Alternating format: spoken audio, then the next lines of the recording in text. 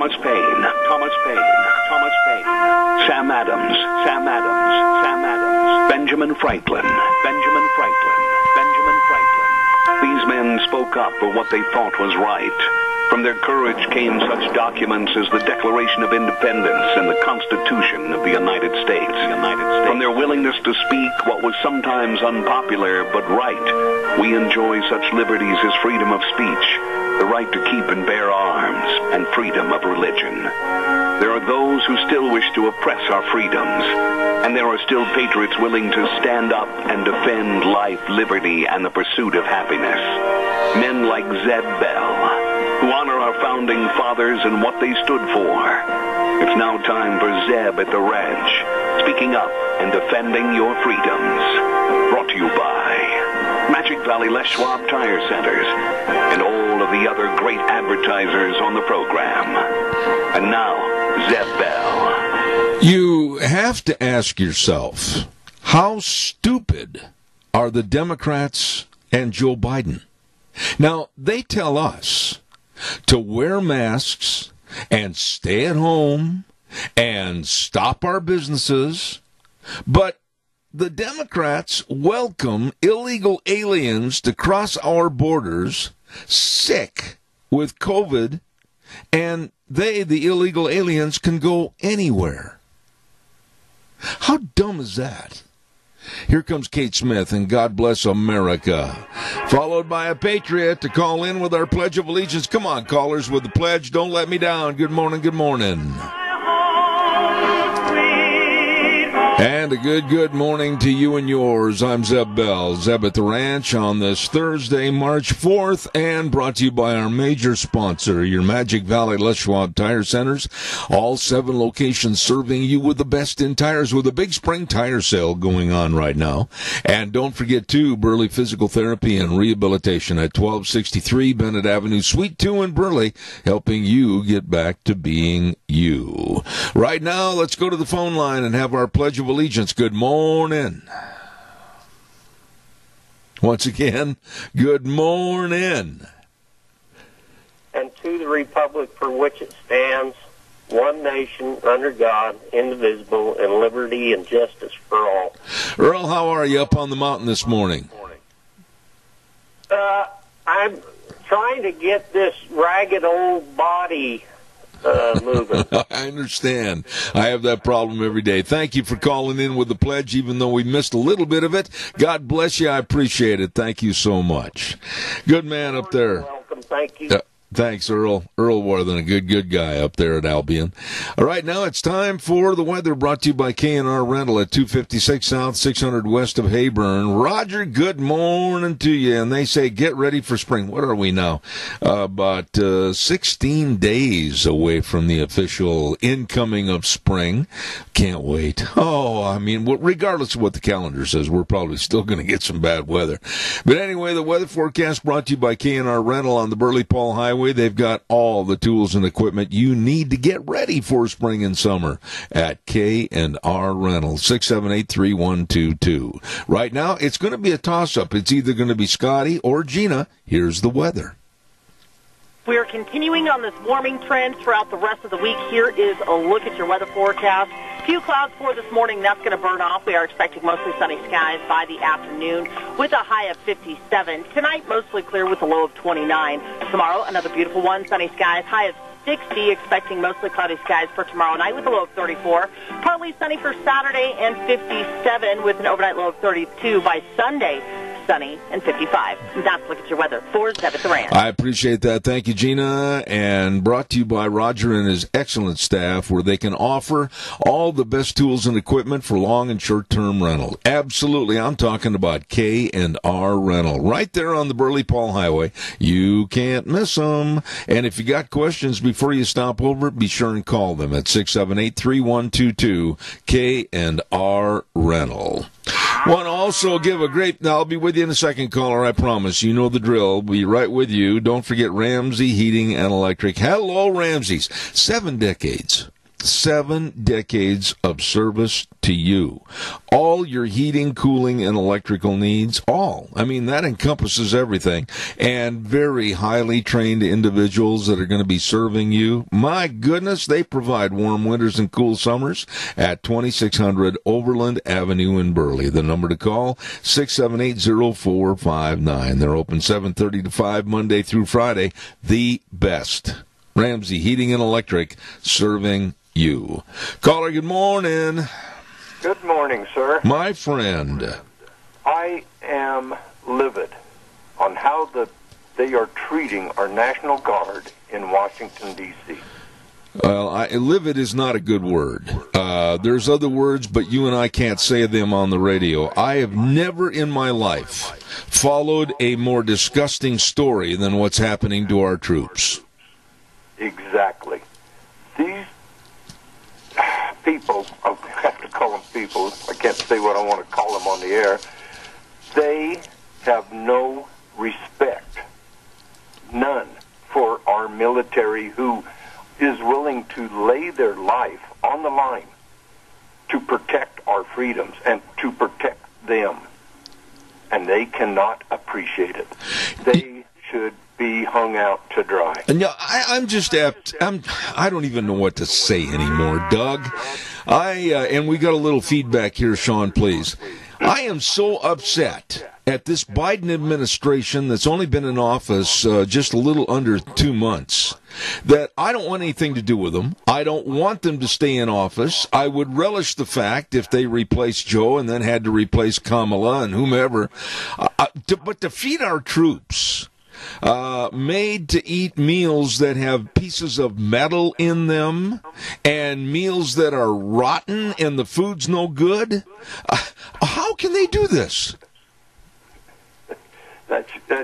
I have no idea.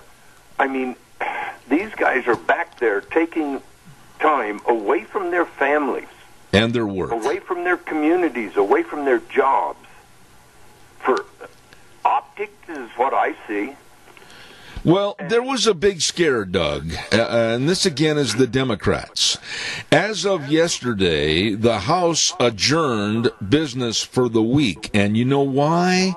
Because they were afraid of a possible threat today by this group called QAnon, and the Senate's still in session, but Nancy Pelosi in the House, they had to leave because they were afraid of a possible threat today.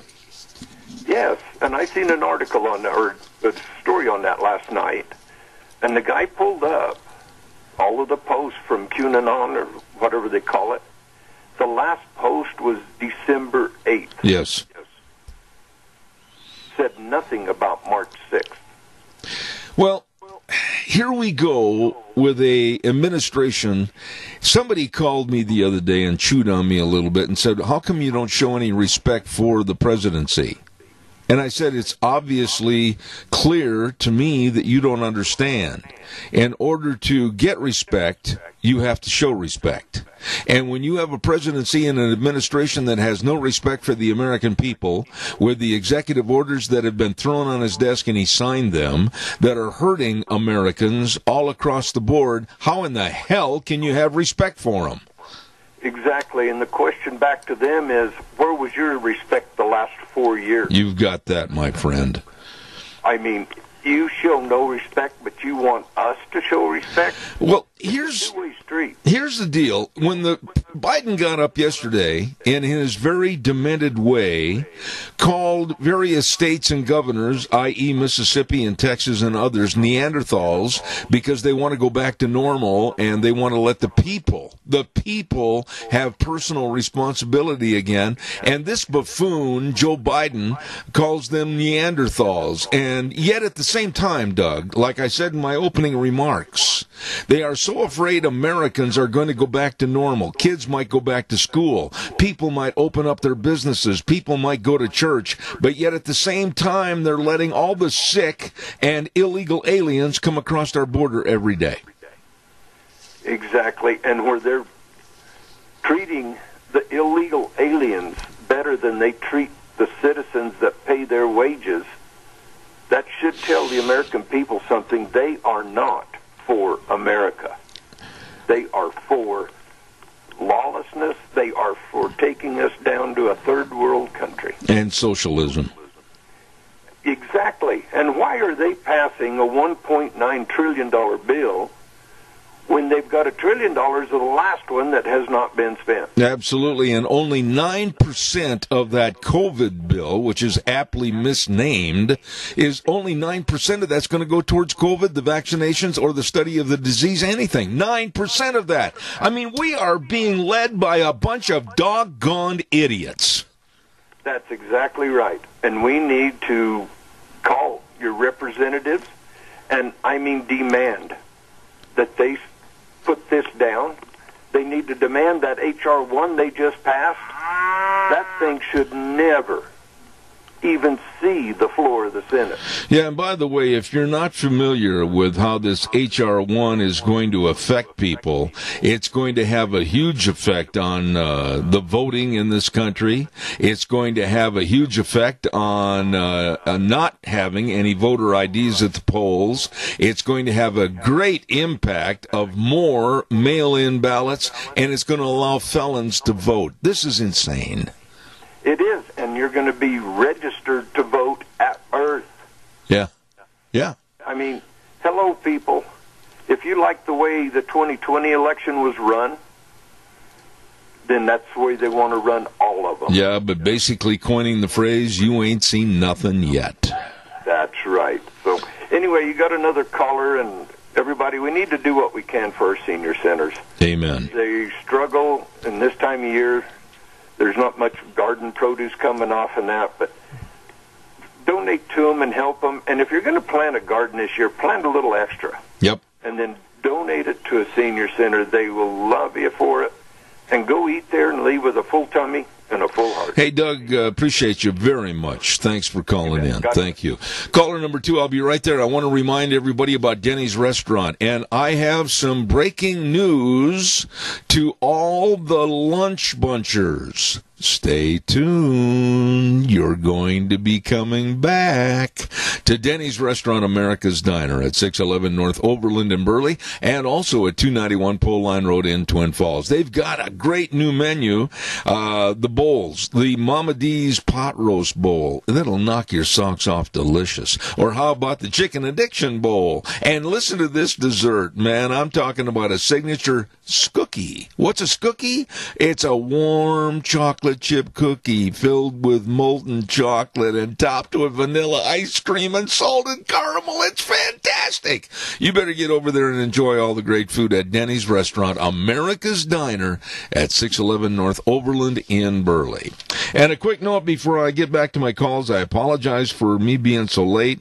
I want to have everybody remember Dino's Septic Service. You know, take care of your septic tank and it's going to take care of you. I mean, these are things we need to watch for and be alerted to. And Dino's Septic Service is there to serve you if you have a problem. Let me tell you, septic tank pumping, septic tanks and drain fields installed, the best of backhoe services. I urge you to call these folks that have the latest of equipment to serve you, Dino's Septic Service. And the numbers, 436-6526 or 678-1638, and in Twin, 735-8281. With the big truck that says, smells cargo on the way, Dino's Septic Service. Caller, thank you. Go ahead. And a great big good morning to you. Yes, sir. You know, President Trump was impeached for doing nothing wrong. On the other hand, President Biden should be impeached for doing nothing right. I'd like to impeach Biden right now, right this very minute, under the auspices of endangering the American public. And you say, well, how is he endangering the American public? If the Biden administration with little Anthony Fauci, that is a little worm, they can demand to us, no, you still have to wear masks. No, you can't open up your business. No, your kids can't go back to school yet. Then why in the why in the world are they allowing all these illegal aliens in to the tune of over $5,000 people per day, plus much more is on the way with the caravans, and they're carrying all in assorted diseases, from COVID all the way down to tuberculosis, you name it, they've got it. This is insanity, Keith. Yes, and you know, the problem that we really have is Biden don't remember what he said, and he don't know what he signs. He doesn't even look at it. They just hand it to him, and he signs it. He should have to take a litmus test. Well, there's no question. I mean, this man is nothing more than a shell of a fictitious figurehead of a man. I do know for a fact, and I don't know if you heard this or not, but off stage on either side of him during any kind of a presidential decree or whatever, if questions are allowed by reporters, and this was very, very prominent yesterday, there are people standing off to the sideline he will look to, and if they shake their head no, he will not give an answer. And yesterday, the White House cut the television feed after Biden said he would take questions. The man is not capable, and he's being totally protected. I don't know what to do with him. He's got to be stopped, though. I agree. And our vice president is not to be trusted. Oh, absolutely not. She is, beyond a doubt, the Wicked Witch of the West. Hey, Keith, God bless you. I got another call. Thank you so much. Okay, bye. All right, buddy. Thank you. Caller, stand by. I've got to get this in. There's going to be a ripping good sale at the Filer Community Auction this Saturday at 11 o'clock, and that's going to take place at the Twin Falls County Fairgrounds. Bennett Boys Auction Service, my dear friend Joe Bennett, known him for over 60 years. He is a good old boy, and he's handling this sale with his staff. Bennett Boys Auction Service. Call to consign 539-0111. That's right, 208-539-0111. It's going to be at 11 o'clock this coming Saturday. Open consignment auction. Remember, no sale too big, no sale too small. The Bennett Boys, they sell them all. Caller, good morning. You're on the air. Yes, good morning, Zeb. In my opinion, Joe Biden needs to be charged with desertion. And I think it was the World War II, we had one of our soldiers was executed for desertion. And I think the same thing, you want to save this country, God better get rid of Joe Biden. Well, I don't want to make an inference. He's not a part of the military per se, but then he is the commander-in-chief. I would much rather see him impeached and bounced out the back door. I think he's going to be short-lived in that office anyway as presidency because mentally he can't handle the job. And there are many advances to eliminate him and some of his responsibilities. The Democrats already are looking for other people to be in charge of what's called the nuclear football that the president normally goes and travels with. Biden is not capable. He is not at all aware. And some of his stupid statements that he has made indicate that I'm telling you 100% the truth. Well, this gal is waiting in line to take his job over. Yep. And boy, if she ever gets in, we're going to have a low mentality individual running this country. Well, it's not a question of ever gets in. It's a question of when she's going to get in. I have nothing but fear in my heart for her and her black ideas. And I'm not referring to any race or anything, but very dark, sinister ideas that she wants to impose more so than Biden. Well, our country is being attacked from many different directions. MS-13, Black Lives Matter, the drug cartels.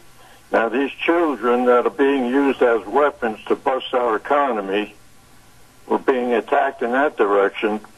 when is somebody going to realize, even the Supreme Court, realize that we're going to lose our country? Yeah, that's right.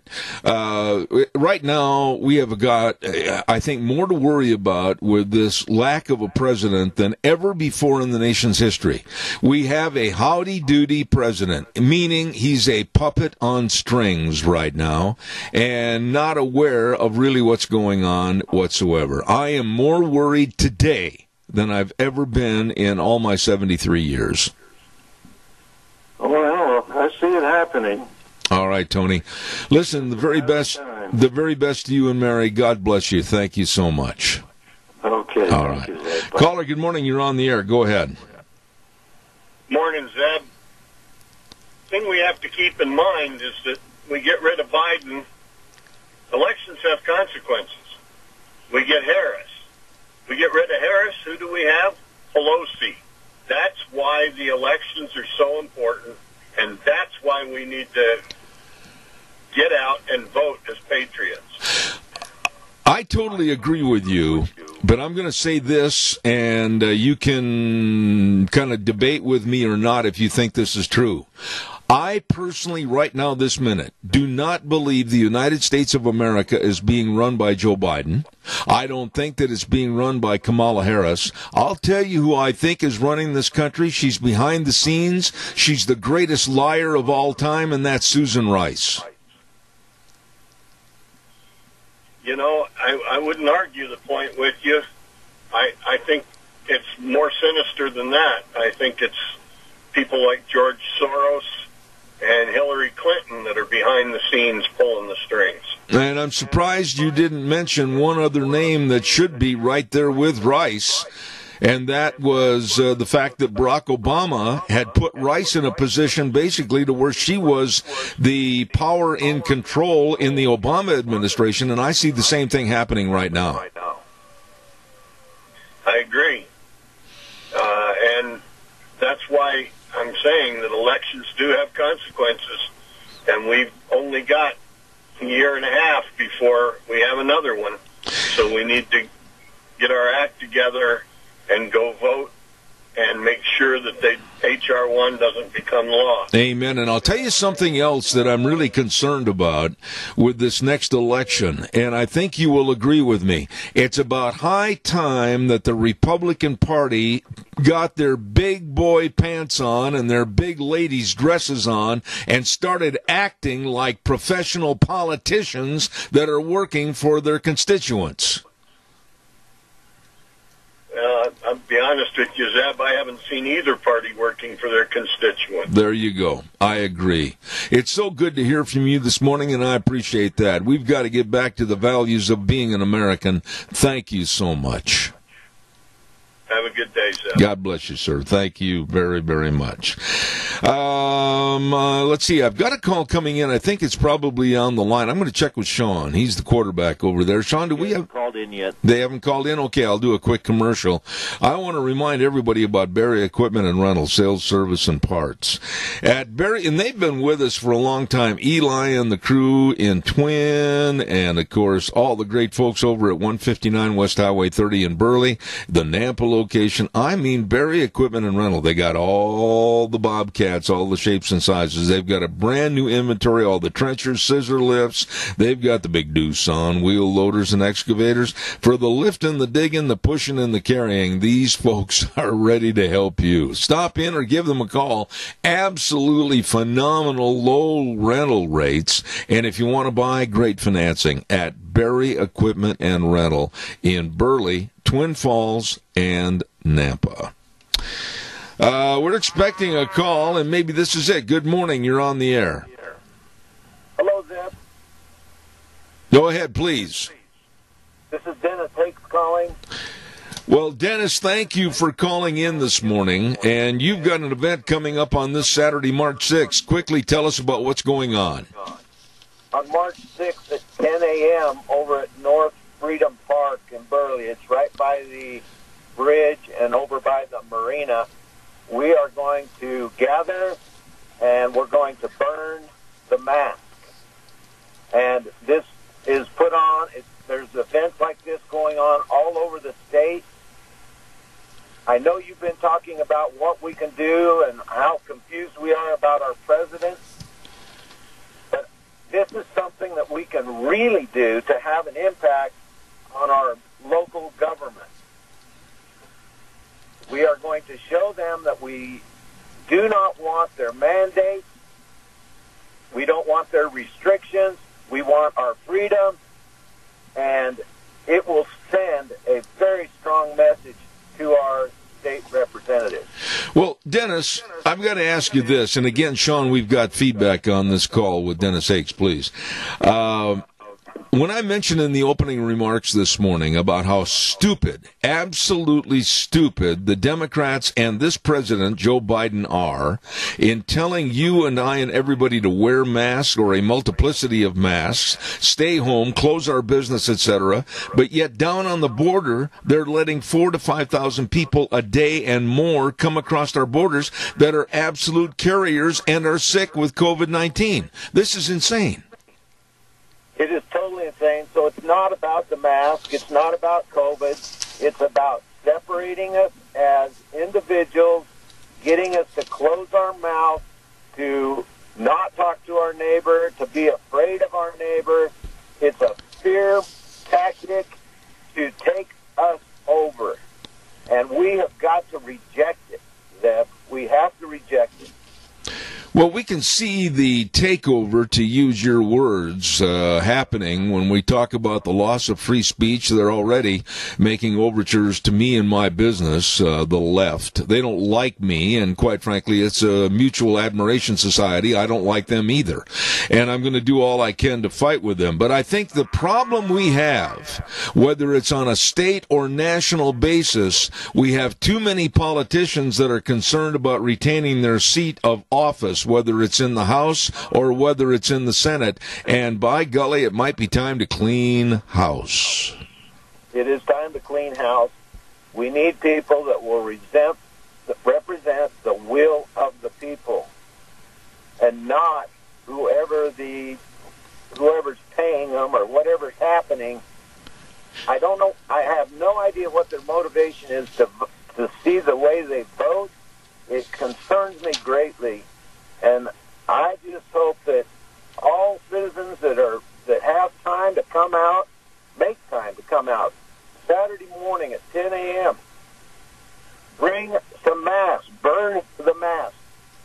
This will be videotaped. We're going to sign the poster, and it's all going to go back to our governor, who didn't rescind his mandate when we're way below the pandemic level.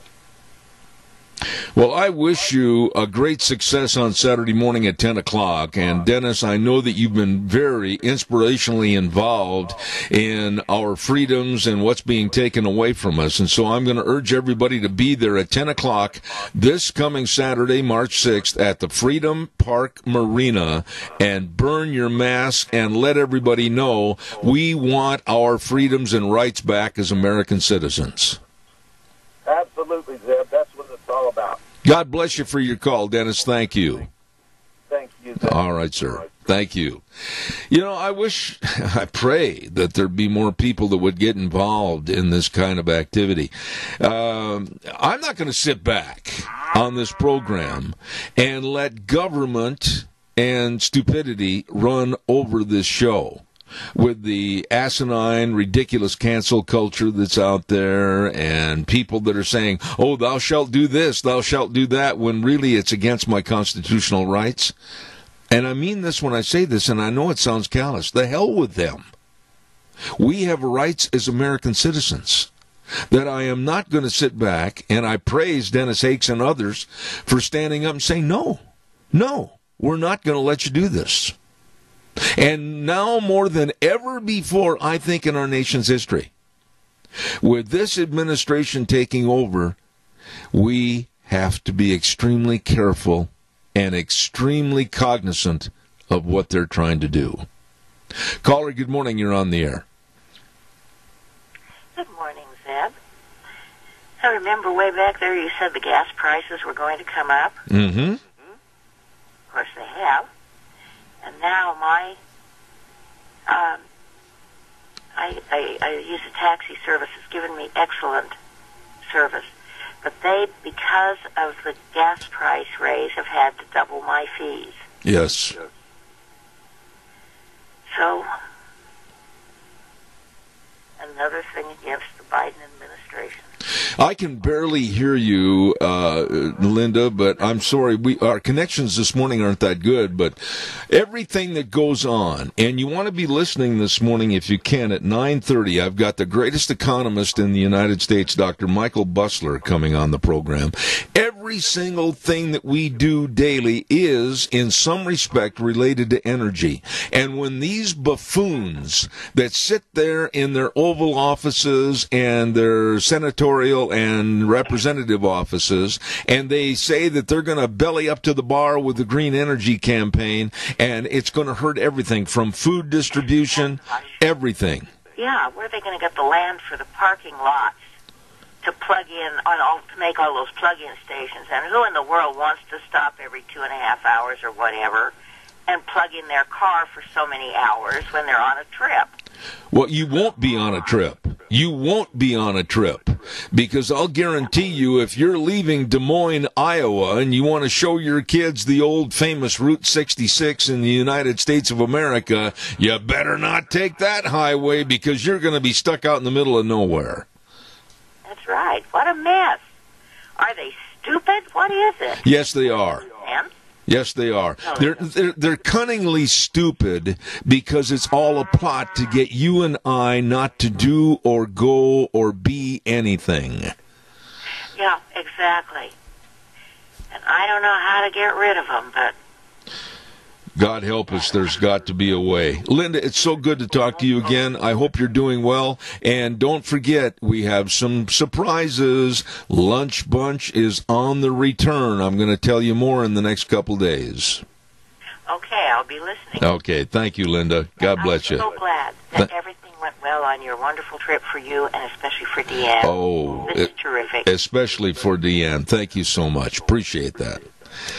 A very, very nice, kind lady right there, and I've always had a lot of respect for her. Calls are welcome, 436-2244, 1-866-927-4587. Caller, good morning. You're on the air. Good morning.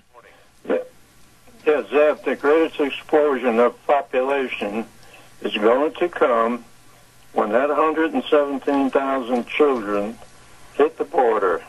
The next thing you're going to find out, Joe Biden is going to try to reunite each individual kid with his mother, his father, his grandmother, his grandfather, and their great-grandfather, and all the other relatives. And you can just go ahead and multiply 117,000 by the number of family members that are going to enter this country. Oh, absolutely. We'll really be crippled. Oh, absolutely. The numbers are going to be... Frosty Woldridge was spot on 10, 15 years ago when he warned us of the impending illegal alien infiltration into our country. And now everything is coming to severity and fruition. I agree with you 1,000 times over, Tony. Thank you so much. You're welcome. All right, buddy. By the way, I want to ask you something. Think about this. I'm sure that many of you have watched the newscasts of these people that are in these caravans. Haven't you? Okay. But have you really studied these people? Hold on a second, caller. I'll be right there. Have you really studied these people? If they have walked, supposedly, 1,000 miles or more, have you looked at how neat and clean shaven and well-dressed they are? And here's something to consider. When you look at the news film of these people, they are wearing very tidy-whitey T-shirts that say Biden. I mean, the support is somehow being infiltrated down to these people that are coming up to crash our borders and walk into our country. They are neat and clean, like they just stepped out of a Holiday Inn, and they're wearing white T-shirts that support Joe Biden. Think about that. Caller, good morning. You're on the air. Yeah, Zep, to inform you a little on these charge stations, we were sitting at a coffee shop up by the freeway, and they were installing one, and I talked to the manager, and I asked her about that, and she says that, when they had they falsified the exhaust system on the diesel, I think it was Volkswagen or somebody. Mm-hmm. Anyway, that company, their penalty, their fine was, now this is from the manager in the station, they rented a property from them, and they are required to put a station ever so many miles from here to the East Coast to charge these cars. Now, that's not official, but this is what the manager told me when she said they were renting this property to put those charge stations in. Okay. I thought maybe you'd like to hear about that. Well, I do, but here's the question I've got for you. Are they putting 1, 2, half a dozen, 12, 24? How many units are they putting in? Because it takes approximately 2 hours to plug in and get a car ready to go another 250 miles. I mean, what are they doing as far as they're going to have cars? If we go to Electric Car Society, they're going to have cars and trucks and every form of transportation backed up for 27 city blocks trying to get recharged. That's correct. Like I say, all I know about this is what this manager was telling me out there, that they were fined, and this was part of their fine was to put, I don't know how many, but from here to the East Coast. I do know a fellow that drove one of those electric pickups from here to New York on like $15 worth of electricity, but he spent $20,000 on drop cords. See you later. No, all right, my friend. Thank you so much. God bless you. I appreciate it. Caller, good morning. You're on the air. For those crossing the border and how well fed they are, Zeb. Yeah. The thing I've been thinking about, what would get the Keystone pipeline going again and put an end to taking out those dams on the lower Snake would be to force the railroad system to totally on-the-grid driven electric locomotives. Mm-hmm. Okay. Are you following me there? I am, but I'm of the opinion, Earl, and I don't know how much of a radical rebel rouser you are, but here's my opinion.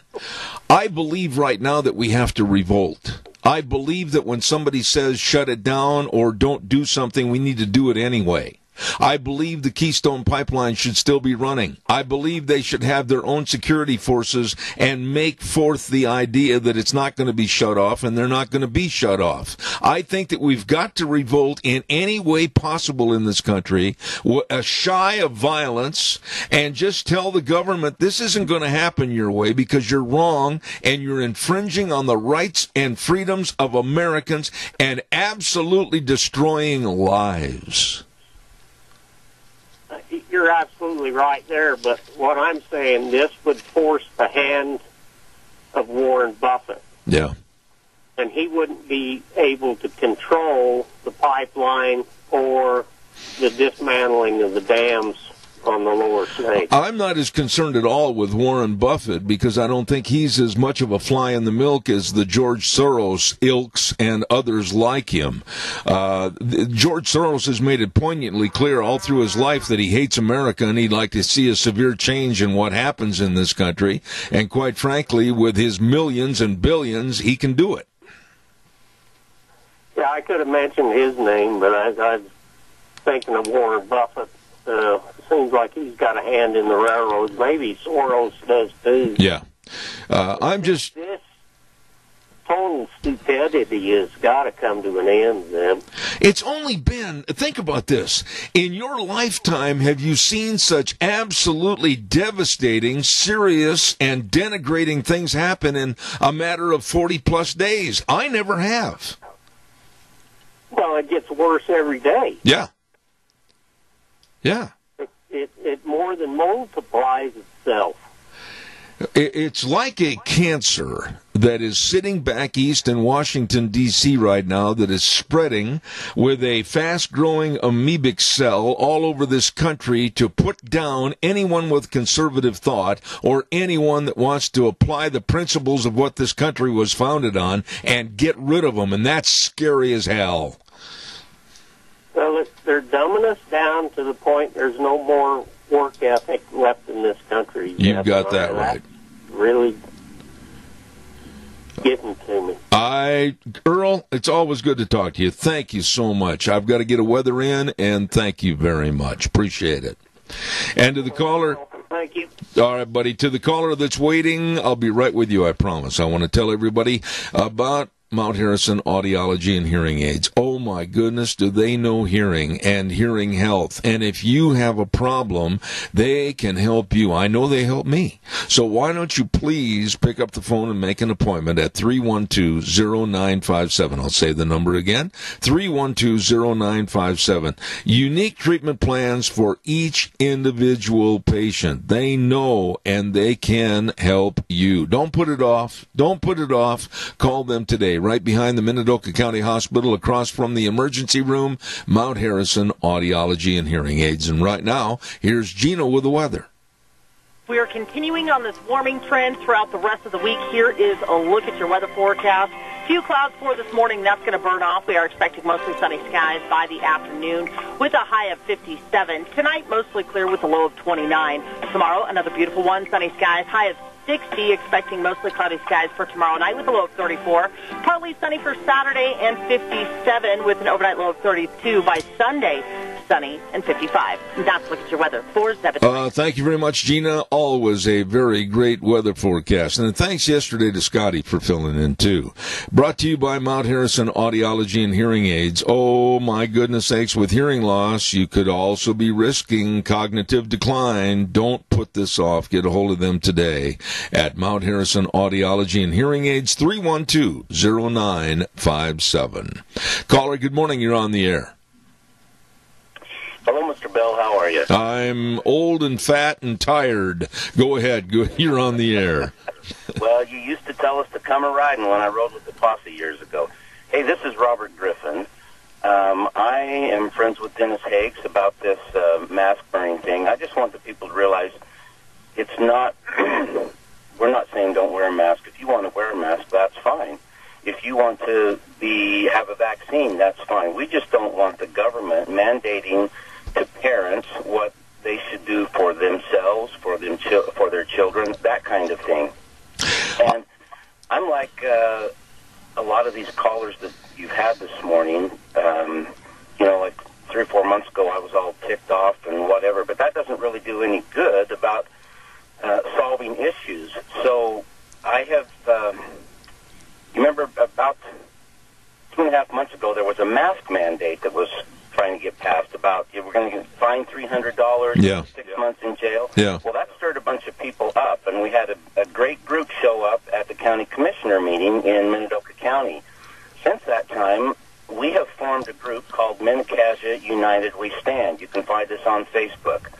Minnecasia United We Stand. And what we're doing now is we're educating people on the bills that are trying to be passed in Boise right now. And we can get upset about what's going on in D.C., but we can have a huge effect on what's going on in our state and our local area. Because I don't know if you know Dorothy Moon. She's a representative from up north of Stanley. Mm-hmm. She is the one that has organized this mask burning all across Idaho. But she was here in our area 2 weeks ago and said, she taught us that in a normal session, there's usually 900 bills that get presented and about 340 to 60 get passed. Halfway through the session, 70 bills had been passed. 50 of those were for the governor. And the governor has locked his door, will not even talk to the representatives.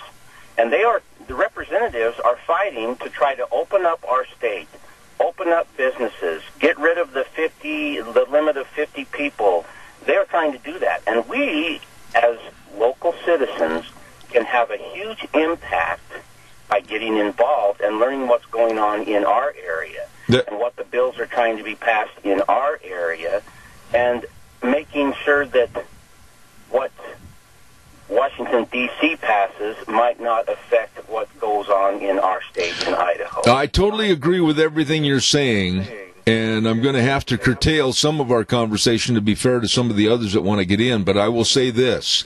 You can ask me to do anything, and I probably will take the time, the effort to bend over backwards to help serve what your needs are. But when you tell me to do something, then you've got a bear that's been poked. I will not be told by the government or anything else to do things that are against my constitutional rights. I totally stand with you on this mask burning for this coming Saturday as a token response to let the government know that you will not be walked on. Yes. Thank you, Zeb, for your voice. Thank you for a voice of reason in our area. And again, anybody that wants information, go to Mini-Cassia. Listen, we don't have a dog in this fight as far as a money-making thing like that. We just want to educate people. Our mission statement is to inform, educate, and network with neighbors and friends to help us unify and be strong, and together, despite our political views, we can be united. Absolutely. God bless you, and I really will support you all I can. Thank you so much.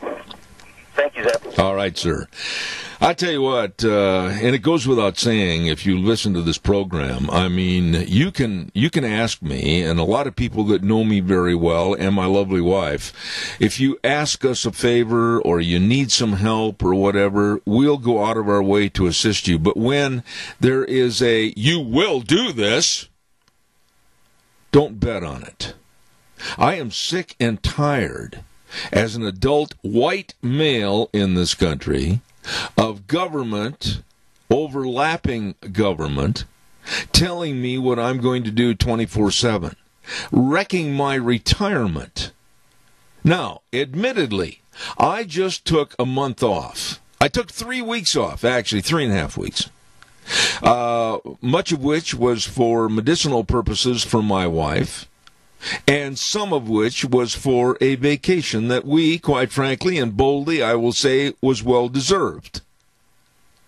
But when the government comes out and they're allowing the absolute asinine energy to escalate in price to where now it's costing me at least another $30 to fill up my truck and continue my job and continue my service to my clients, that's another 30. Pretty quick, it's going to be another 40, 50, 60, maybe another $100 to fill up my outfit. All of this because this administration is not smart enough or capable enough of understanding the value of an energy program that must be cost effective for the entirety of America. You're going to see inflation run rampantly wild within a very short time. We're going to be talking about that with Dr. Bussler. This government is out of control when they treat illegal aliens with more respect than they do the tax-paying public. I don't want anybody to call and jump my frame again and saying, well, you don't have any respect for the presidency. No, I don't. Because this presidency doesn't have any respect for me, my family, or my friends. Caller, go quickly. I've got 1 minute left, and then I'm going to have to break it off. Go ahead, please. Well, Biden doesn't know what he's doing, and the people behind the scenes, they're just having a heyday. I bet you they bicker about how far they're going to push it, and then they say, well, maybe we shouldn't push it so far because there might be some repercussions. But if we're able to figure out a way to steal the next election and the next one and the next one, it ain't going to matter. And China is running the show, okay? I totally agree with you, Randy. China is the most vicious enemy that exists. There's 400 million Communist Party members who want to see us on our knees, and they want to take over our country and our infrastructure, and they got to put us down. And plus all the people here that are useful idiots, or the environmental case is a sham, a fraud. I think what we could do is to use one word from Hillary Clinton and another word from the illustrious Joe Biden. I guess now we are going to be called Neanderthal deplorables. Well, let me tell you something. Like my brother said, he lives in Henderson, Nevada, and he says, you know, you kicked us in the teeth right out of the gate there, old brother Joe. And this is the people of America. There's 80 million of us plus that are not going to sit here and take this. We will figure it out. The state legislatures of Pennsylvania, Georgia, Arizona, Wisconsin, Nevada are not going to put up with it. That's right.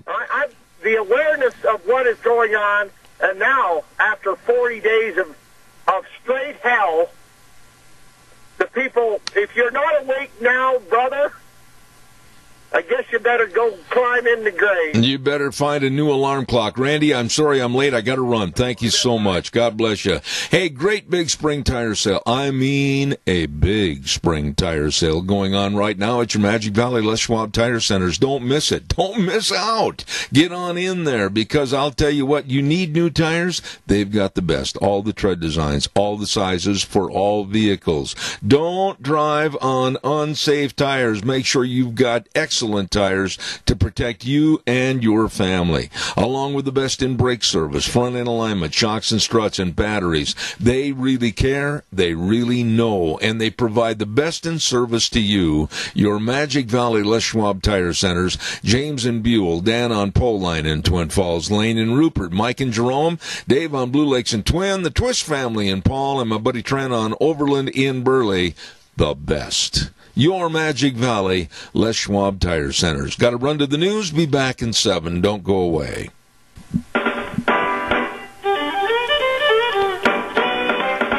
Oh, good morning and welcome back. Hour number 2 on this Thursday, March 4th. Zeb at the Ranch, brought to you by our major sponsor, your Magic Valley Les Schwab Tire Centers. All 7 locations serving you with the best of tires and, of course, their smiling, bumbling, great personalities. Did I say the wrong word? I meant to say smiling, bright personalities. Oh, my, I'm in trouble now. Oh, well, we'll back up and kick the football about 35 yards. And also we want to say a great big thank you to Burley Physical Therapy and Rehabilitation at 1263 Bennett Avenue, Suite 2 in Burley, helping you get back to being you. That was a slip of the tongue. And we're going to have our guest on in just a moment, if they're still there. I want to remind everybody about our friends at Hanson Mortuary. When I make a mistake, I make a good one. Hanson Mortuary at 710 6th Street in Rupert with our dear friend Joel Heward, the manager, and his family and staff serving you. And don't forget, they had a wonderful drive-up event here in the month of February, and so many people got so much information they needed for their families. And they always, at Hanson Mortuary, provide families they serve with the best possible support and comfort, and with the highest ethical standards. So don't forget, Hanson Mortuary with Joel Heward, 710 6th Street in Rupert, 436-5636. And Joel also serving you and your family at Morrison Payne Funeral Home on East Main in Burley. Another real quick note, we want to remind you, oh my goodness, the menu changes and everything at Denny's restaurant, oh my, absolutely delicious. Sums it up. You better get on in there and enjoy. I mean, they've got so many new choices, and I was in there yesterday and I talked to Michelle, and I guarantee you're going to enjoy some fantastic eating at Denny's restaurant. Where are they located? 611 North Overland in Burley. And I just want you to stop in with your friends, your neighbors, and enjoy the great food. Like, how about the Nashville hot chicken melt with Nashville hot sauce? Woo! Light up your life. You're going to love it. All of this at America's Diner, Denny's Restaurant, 611 North Overland in Burley. You stop in and see those good folks today. Well, I'm going to let somebody else make a mistake if they want to. Good morning to the Chamber President and CEO of the Minnecasia Chamber of Commerce. You know, she's been in broadcasting, I think, for almost as long as I have been. Have you ever stuck your foot in your mouth sideways? No, I'm sorry. I've been laughing at you the whole time. Oh, thank you. Yeah, pretty much. It was even worse when I did it on television. I'm telling you. And, I had to laugh anyway. And then you bring me on like I'm not going to make a mistake today. So, well, it's funny. There's much hope for you today, friend. It's funny you should mention TV because I'll quickly say when Johnny and I had our television show, we could edit out and keep the outtakes for a separate film. But, boy, when you're doing it live on TV, it's a different deal. It totally is. I mean, we had so much fun with that too. We used to do our jokester reels during our annual Christmas party at KMVT, and oh my gosh, you really don't realize how many times you really made a fool of yourself over the course of a year. But yeah, I'm laughing. Hey, it's good to have you back. I hope you're good. Yeah, it's been a long time. We're doing great, and let me reintroduce myself. My name is Zeb Bell, and I'm over here at Murtaugh, and you're over there at the Minnecasia Chamber of Commerce, and I know you're chomping on the bit to tell us what's going on. I am, and let's just get that done real quick. So if you love the golf, you better save the date. June 23rd is the day right here on the river. Not exactly here on the river, but over at the River's Edge Golf Course, the annual Scramble for Commerce Golf Tournament. This is our biggest fundraiser of the year. You need to call us at the Chamber for more details. We've got sponsorships available, and we'd love to have you be a part of it. You can check out our Monday Motivator, too, for those full sponsorship avails if you get our Monday morning e-blast. But regardless, call us here at the Chamber. We've got some great opportunities, and it's going to be a great time to be golfing. It's during a regatta week, so lots of fun that week on the river. We're going to have a blast. By the way, here's something really, really, really important. If you know of someone that would like to become a U.S. citizen, it's really quite easy to do, but you probably need some help, right? The College of Southern Idaho, the Minnecasia campus, is offering hands-on instruction for the naturalization process. Space is really limited, but the class is free. So if you have some questions or you'd like to sign up, call this number, 208-732-6534. Again, that's 208-732-6534. Local vets, the VFW Post 3043 in Burley, they're going to be hosting a cornhole tournament and cook-off May 29th. Again, it's a ways down the road, but they're gathering team information now. $50 a team. Here's a number, 208-572-0509, or you can stop by the local post location at 554 Highland. All proceeds from that event benefit local veterans projects. Again, all this information that we're giving you today, all of these folks are Chamber members. So if you have some questions, you missed a phone number, you can just call us right here at the Chamber, too, and we'll give you that information. Last but not least, of course, if you love books, well, it's the first Saturday sale. It's finally back at Book Central, sponsored by the Friends of the DeMary Library. Again, you can't go wrong with this. 10 to 5 this Saturday, a bag of books for $2. What a great investment. I mean, you could buy a whole bag of books, any book you want, and maybe give a handful of them away, but it's a great deal and a great way to support the Friends of DeMary. Again, that happens from 10 to 5 today, this Saturday, by the way. Excuse me.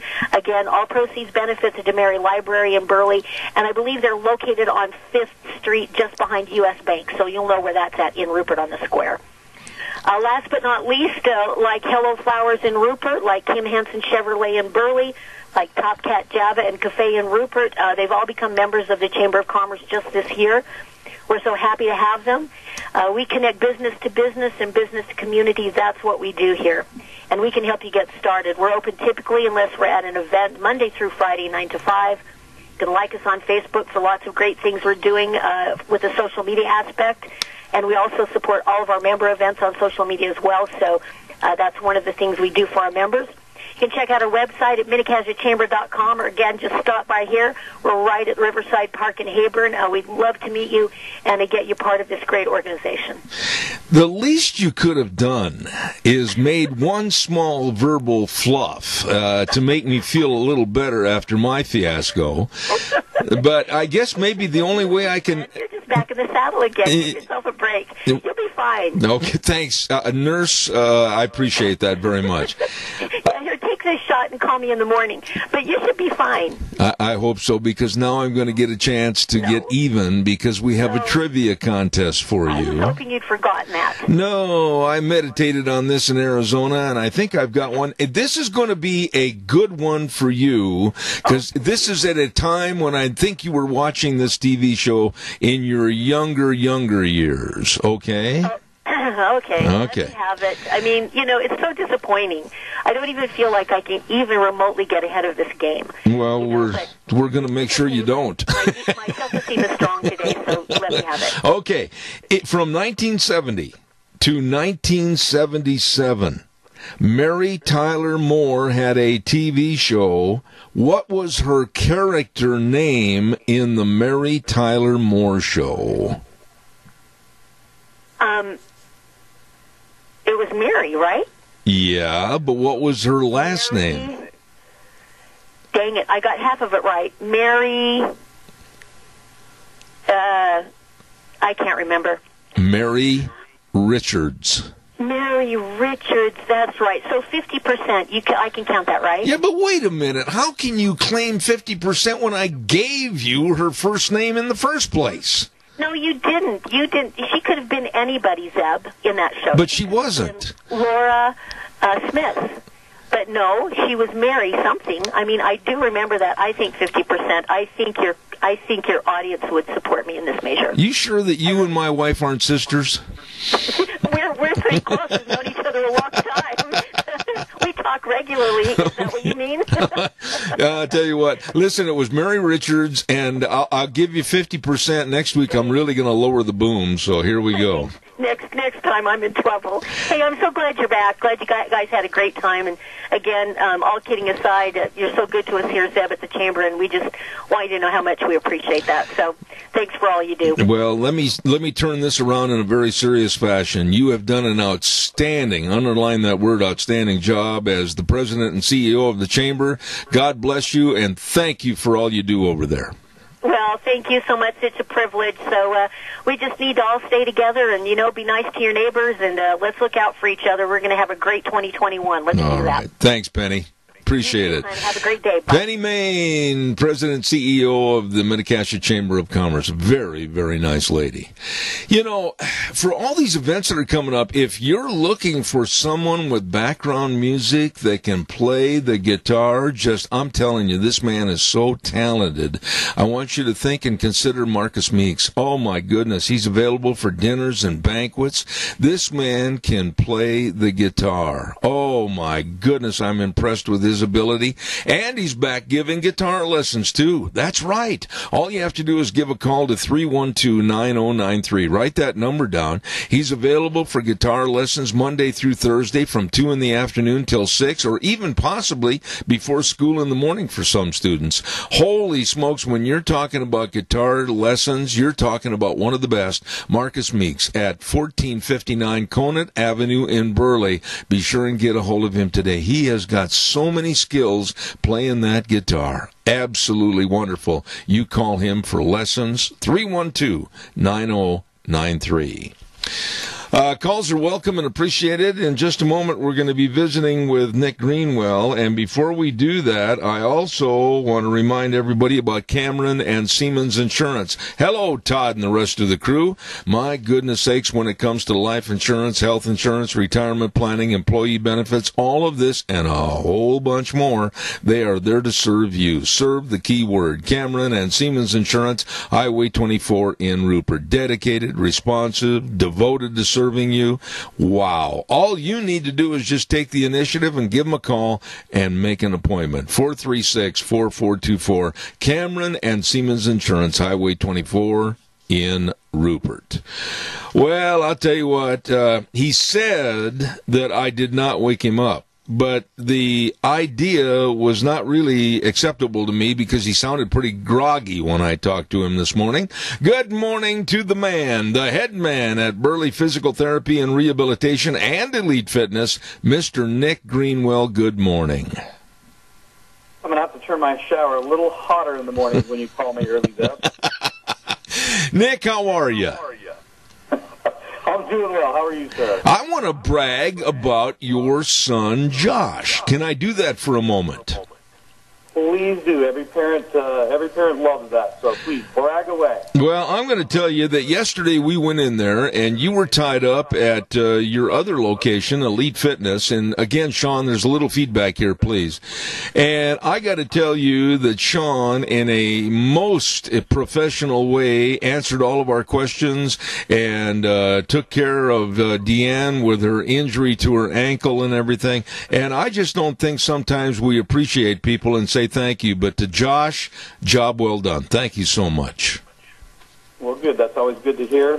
He's going on 2 years here now pretty soon, and just gaining confidence and seeing all kinds of things, both facilities here. And like I said, we're super proud to have him as well as the rest of our staff. Since we're bragging, I would love to do a little bragging about my staff as well. Okay. If you're up for it. I am, and go ahead. Shoot from the hip. So recently, the newspaper does a voting contest for all of the Mini-Casia and Magic Valley businesses. It's called the Best of. And we were proudly nominated for various categories. And I want everyone to know how proud I am of my staff at both facilities, as we were voted number one for rehab providers in the Mini-Casia area, and we were also voted number one once again, and again, this is 2 years running on both of these, the best health club for Elite Fitness over there.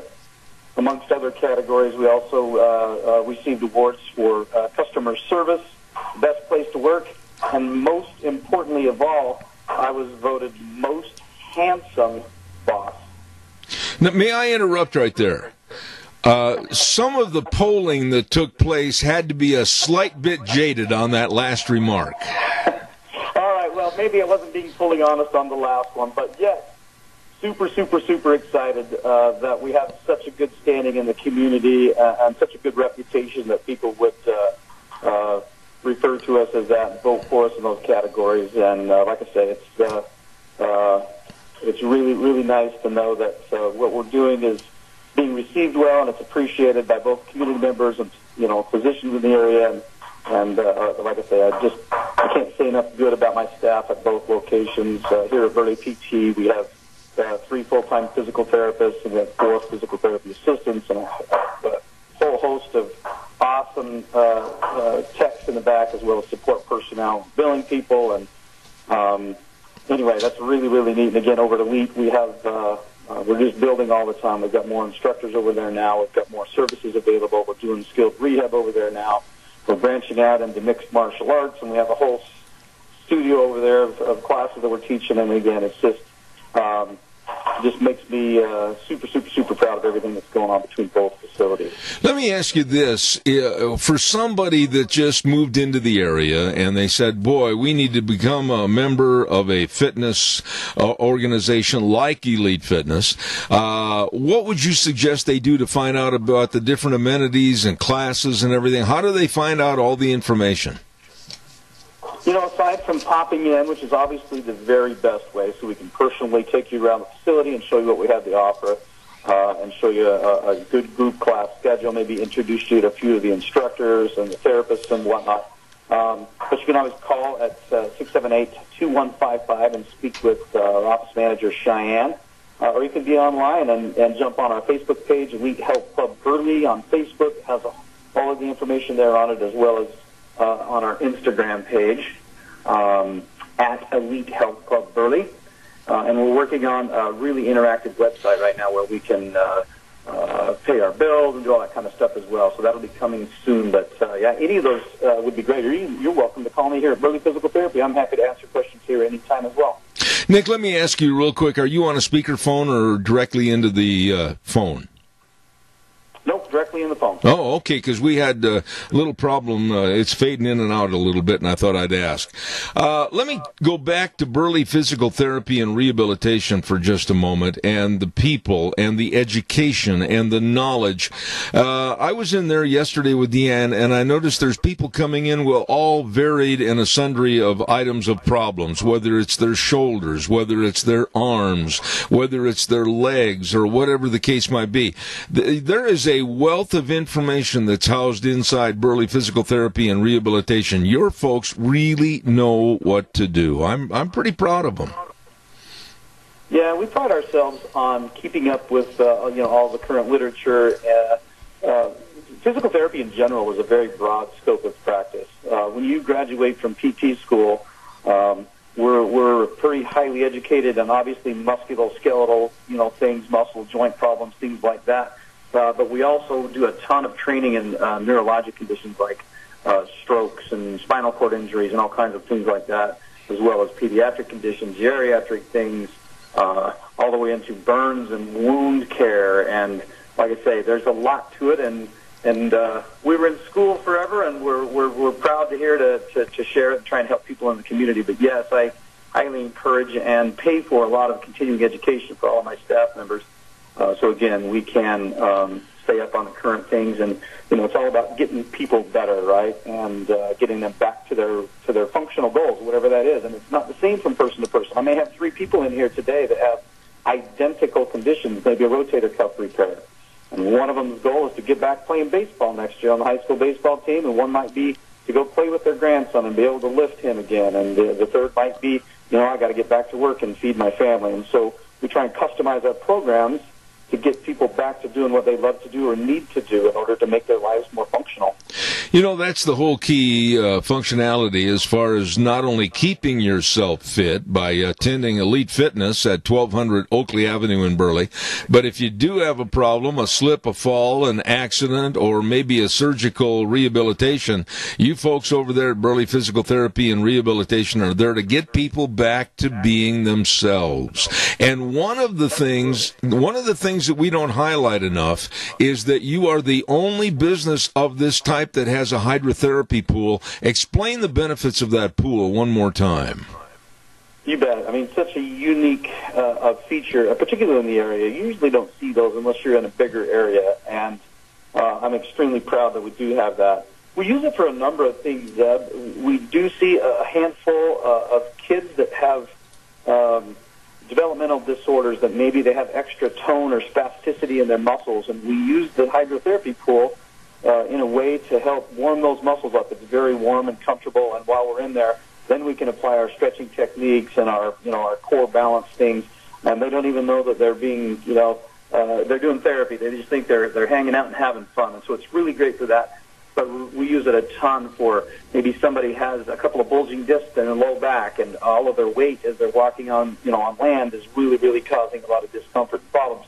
We can put them in the pool, and it reduces their weight bearing by about 80%. And so now we're able to work with that person, and maybe we have them on the treadmill. We have an underwater treadmill there. We can work on their gait or their balance or their core strength or their flexibility with only 20% of the weight down on that low back. Or the same thing, maybe somebody's had an ACL surgery or some sort of a surgery where they're not allowed to put all the weight on that limb yet. And once the incision is closed and there's no risk of infection, we can get in the hydrotherapy pool and once again take about 80% of that weight off of that limb and start working on their gait and start working on their balance. And again, we feel like it speeds up an overall program by almost a month by being able to do partial weight-bearing things because of the buoyancy of the water. Real quick, and I've only got about a minute left, and I want you to talk about something I neglected to talk to you earlier about. Seniors, when they get older, there seems to be a loss of balance. What causes it, and can it be corrected? Well, obviously we know as people age, both genders, we lose the production of certain kinds of hormones that help to continue to precipitate muscle building, right, to help build that muscle and keep things strong. We also demineralize our bones, things like that, but really it's the lack of cross-sectional girth of the muscle and then the loss of proprioception, or our body's ability to know where we're positioned in space without having to look at it. And so we lose our center of gravity. When we get the right feedback from those receptors in our joints, to help correct those postural reactions and we start to fall. And so it's imperative that as we start to feel those benefits as we're getting older, that we get into some form of a program that helps to maintain your muscle strength and your balance and control. And so we see a ton of people here at Burley PT for that very reason. Maybe they have had a fall and we're rehabbing from that, or they're just getting really, really weak and debilitated. And so we're super proud of our ability to start that here. And now, in the last year and a half, we have this bridge program to where once we get things rolling here and they're doing a little bit better, we transition over to Elite Fitness, where we also see patients. And we see them for a couple of weeks, make sure they're safe and sound and they know what to do and what not to do. And then they can carry on with a lifetime maintenance program, maybe get involved in some of our group classes over there that are geared towards seniors. And then they have access to a licensed physical therapist essentially for the rest of their life to ask questions, or if they have a concern, or maybe they do have a fall. We're there. We can answer questions, and it's all part of the program. Excellent. This man is my friend. This man is so helpful to the community. Nick Greenwell with Elite Fitness at 1200 Oakley Avenue in Burley, and Burley Physical Therapy and Rehabilitation at 1263 Bennett Avenue, Suite 2 in Burley. Nick, God bless you, man. Thank you much. Hey, I appreciate it, and I am so looking forward to beating the daylights out of you next week. So. Oh, you're a sadist. Thank you so much. Appreciate it. Have a good day. All right, take care. They're good. They are excellent. I highly recommend getting a hold of them today. Want to remind you, too, about somebody else you need to stop in and see, and that's our friends over at Patterson's Electronics, Curtis and Lorena. When it comes to anything electronic, holy smokes, they are the gurus. They know what's going on. They can explain to the nth degree all about home theater systems, video surveillance cameras, car stereos and speakers, all the complete sound systems, and the televisions from Samsung, Sony, Toshiba, LG TVs. I mean, they know. They know all of this. I mean, they study late into the night how to answer all your questions at Patterson's Electronics, 421 East Main in Burley. They're open Monday through Saturday, 9 to 6. Don't forget the number to call, 678-6997, Patterson's Electronics. Ladies and gentlemen, when it comes to guests on this program, I try to always maintain a stable of guests that I absolutely have the utmost respect for in their knowledge and ability on certain subjects. When it comes to the economy and what may or may not happen, this man is at the forefront. He is a public policy analyst, an economics expert, and a professor of finance at Stockton University in New Jersey, and I call him a friend on this program because he does such a wonderful job. Dr. Michael Busler, good morning, sir. How are you? Good morning, Zeb. How are you doing? I'm doing well. It's always my pleasure to be here, and thank you very much for those kind words. You know, Dr. Busler, you and I have talked about this before. I'm going to call you Michael, if you don't mind. What in the world would you tell my audience this morning about the first 40-plus days of the Biden administration that are absolutely tearing up all the tickets and throwing them on the floor for an economy that was growing and surging and doing better perhaps than ever in the nation's history, and now we're looking at everything just going down the little hollow tube? What's going on here? So Joe Biden came into office, and through a massive number of executive orders has been able to change some things that will result in negative impacts on the economy. So what are some of those things? You may recall when President Trump was in office, during the first year or two, there were tens of thousands of illegal immigrants pouring into the country every month. President Trump was able to construct a wall to hold that back.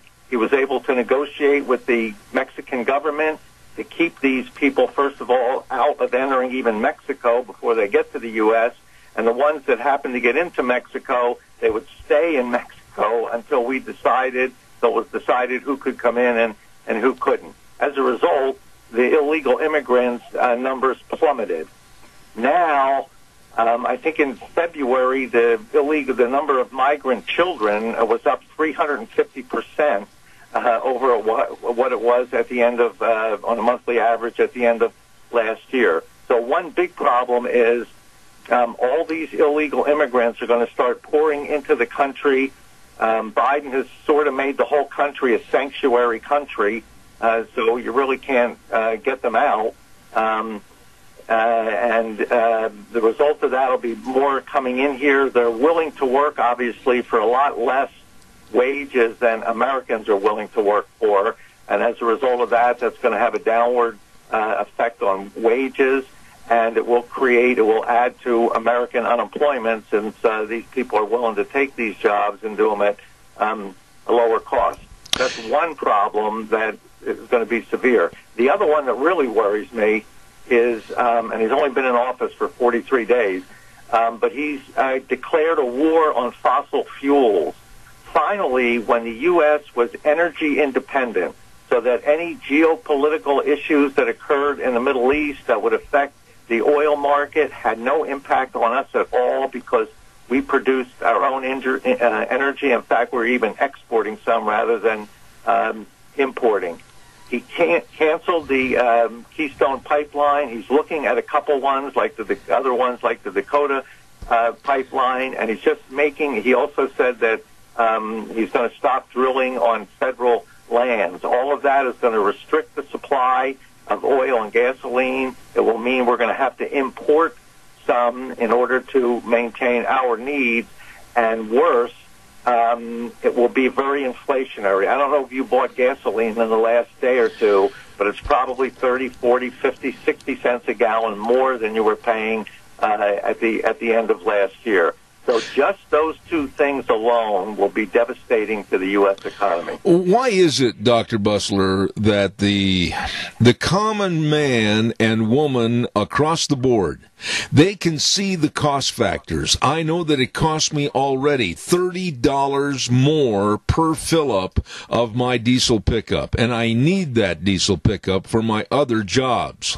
And so if I'm talking about $30 more in fill-up, and it's going to escalate to maybe $40, $50, it's going to keep increasing. That cuts back on my finances and my money to spend elsewhere. And you've got a cutback effect, and you also have an inflationary effect. Why can't these so-called powers that be understand that they're absolutely destroying the American public and the economy?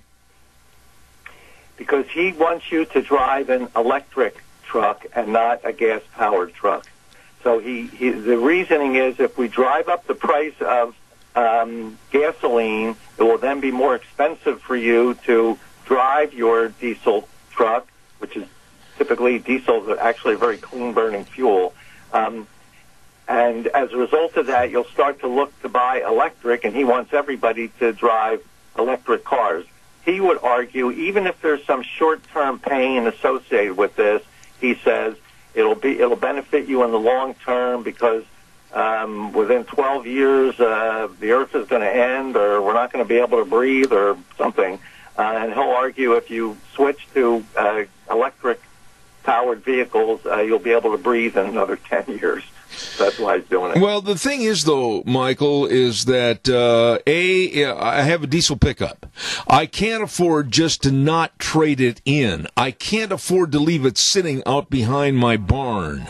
There will be no value for gas and diesel vehicles. And most people, when they get up in their years of 55, 65, 75, they don't want to spend the money and take on more of a monthly obligation to buy a $60,000 or more dollar vehicle that's electric that won't give them the economy they think they're going to get. They can only get maybe about 250 miles, and then they've got to sit at a charging station for 2 hours. This is lunacy. Yeah, I would agree with you. The whole idea that the Earth is going to end in 10 years, I think, is lunacy. Look, the reality is that the climate has been changing for thousands of years. It will continue to change. I don't think anybody will debate that. The debate is the environmentalists claim that human activity is adding significantly to climate change and impacting it very negatively. the reality is, at least from what I've seen, the scientific community is kind of mixed on that. Some of them think that may be the case, and some of them think that it's not the case. This idea with global warming could be a cyclical thing. I don't know if people remember, but I recall back in the early 70s, the scientists said to us, in 50 years, yes, we're going to have an ice age. Yes. And we need to prepare for an ice age in 50 years. Now, obviously, they changed that tune. It went from an ice age to global warming. And the temperature of the Earth has been going up recently. That's true. But is this sort of a cyclical thing, and maybe it'll go back to not doing so much warming in the future? The point is, we don't know. Even the scientific community doesn't know. It makes no sense. And I would agree with you, everything you said, Zeb. It doesn't make any sense to destroy the American economy, to cause a large inflation, and that's really what I'm concerned with going forward. We're looking at probably a severe inflation problem brought on by this rising energy cost and the fact that the Federal Reserve just keeps printing trillions of dollars to finance the federal government's debt.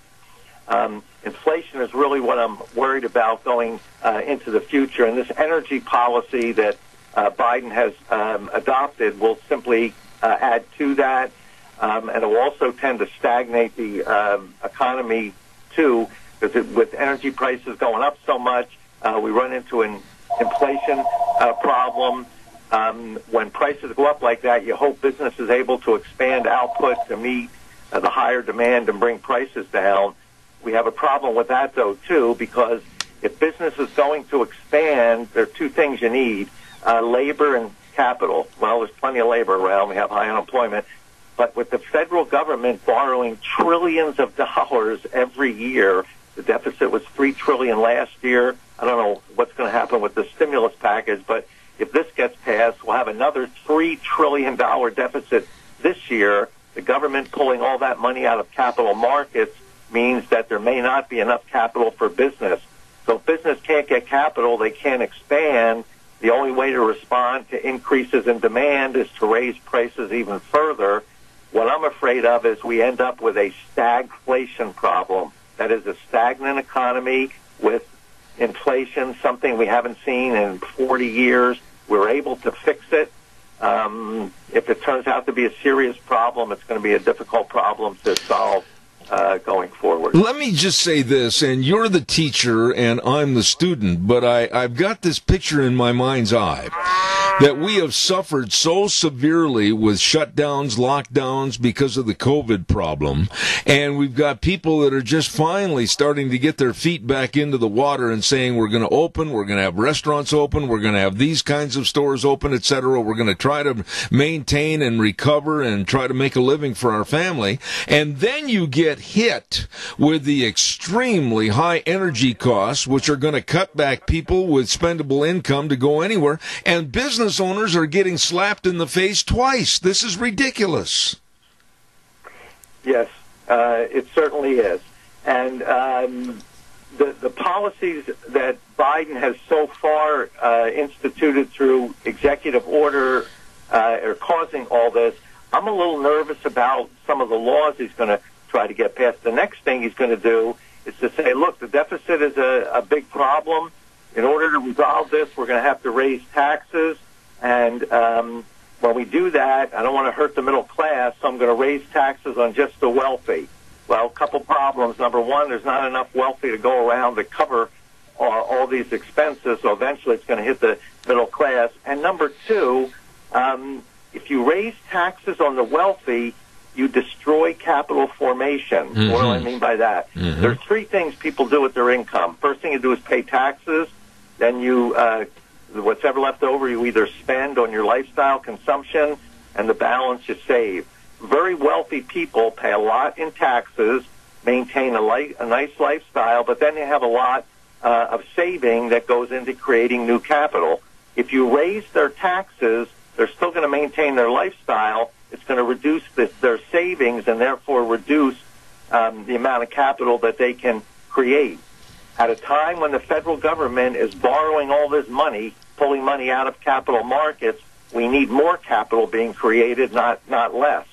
So what he's done so far, I think, will have negative impacts on the economy. And if he's successful in raising taxes, he wants to raise the corporate tax rate from 21 to 28%, also a disastrous thing to do. That'll reduce capital formation.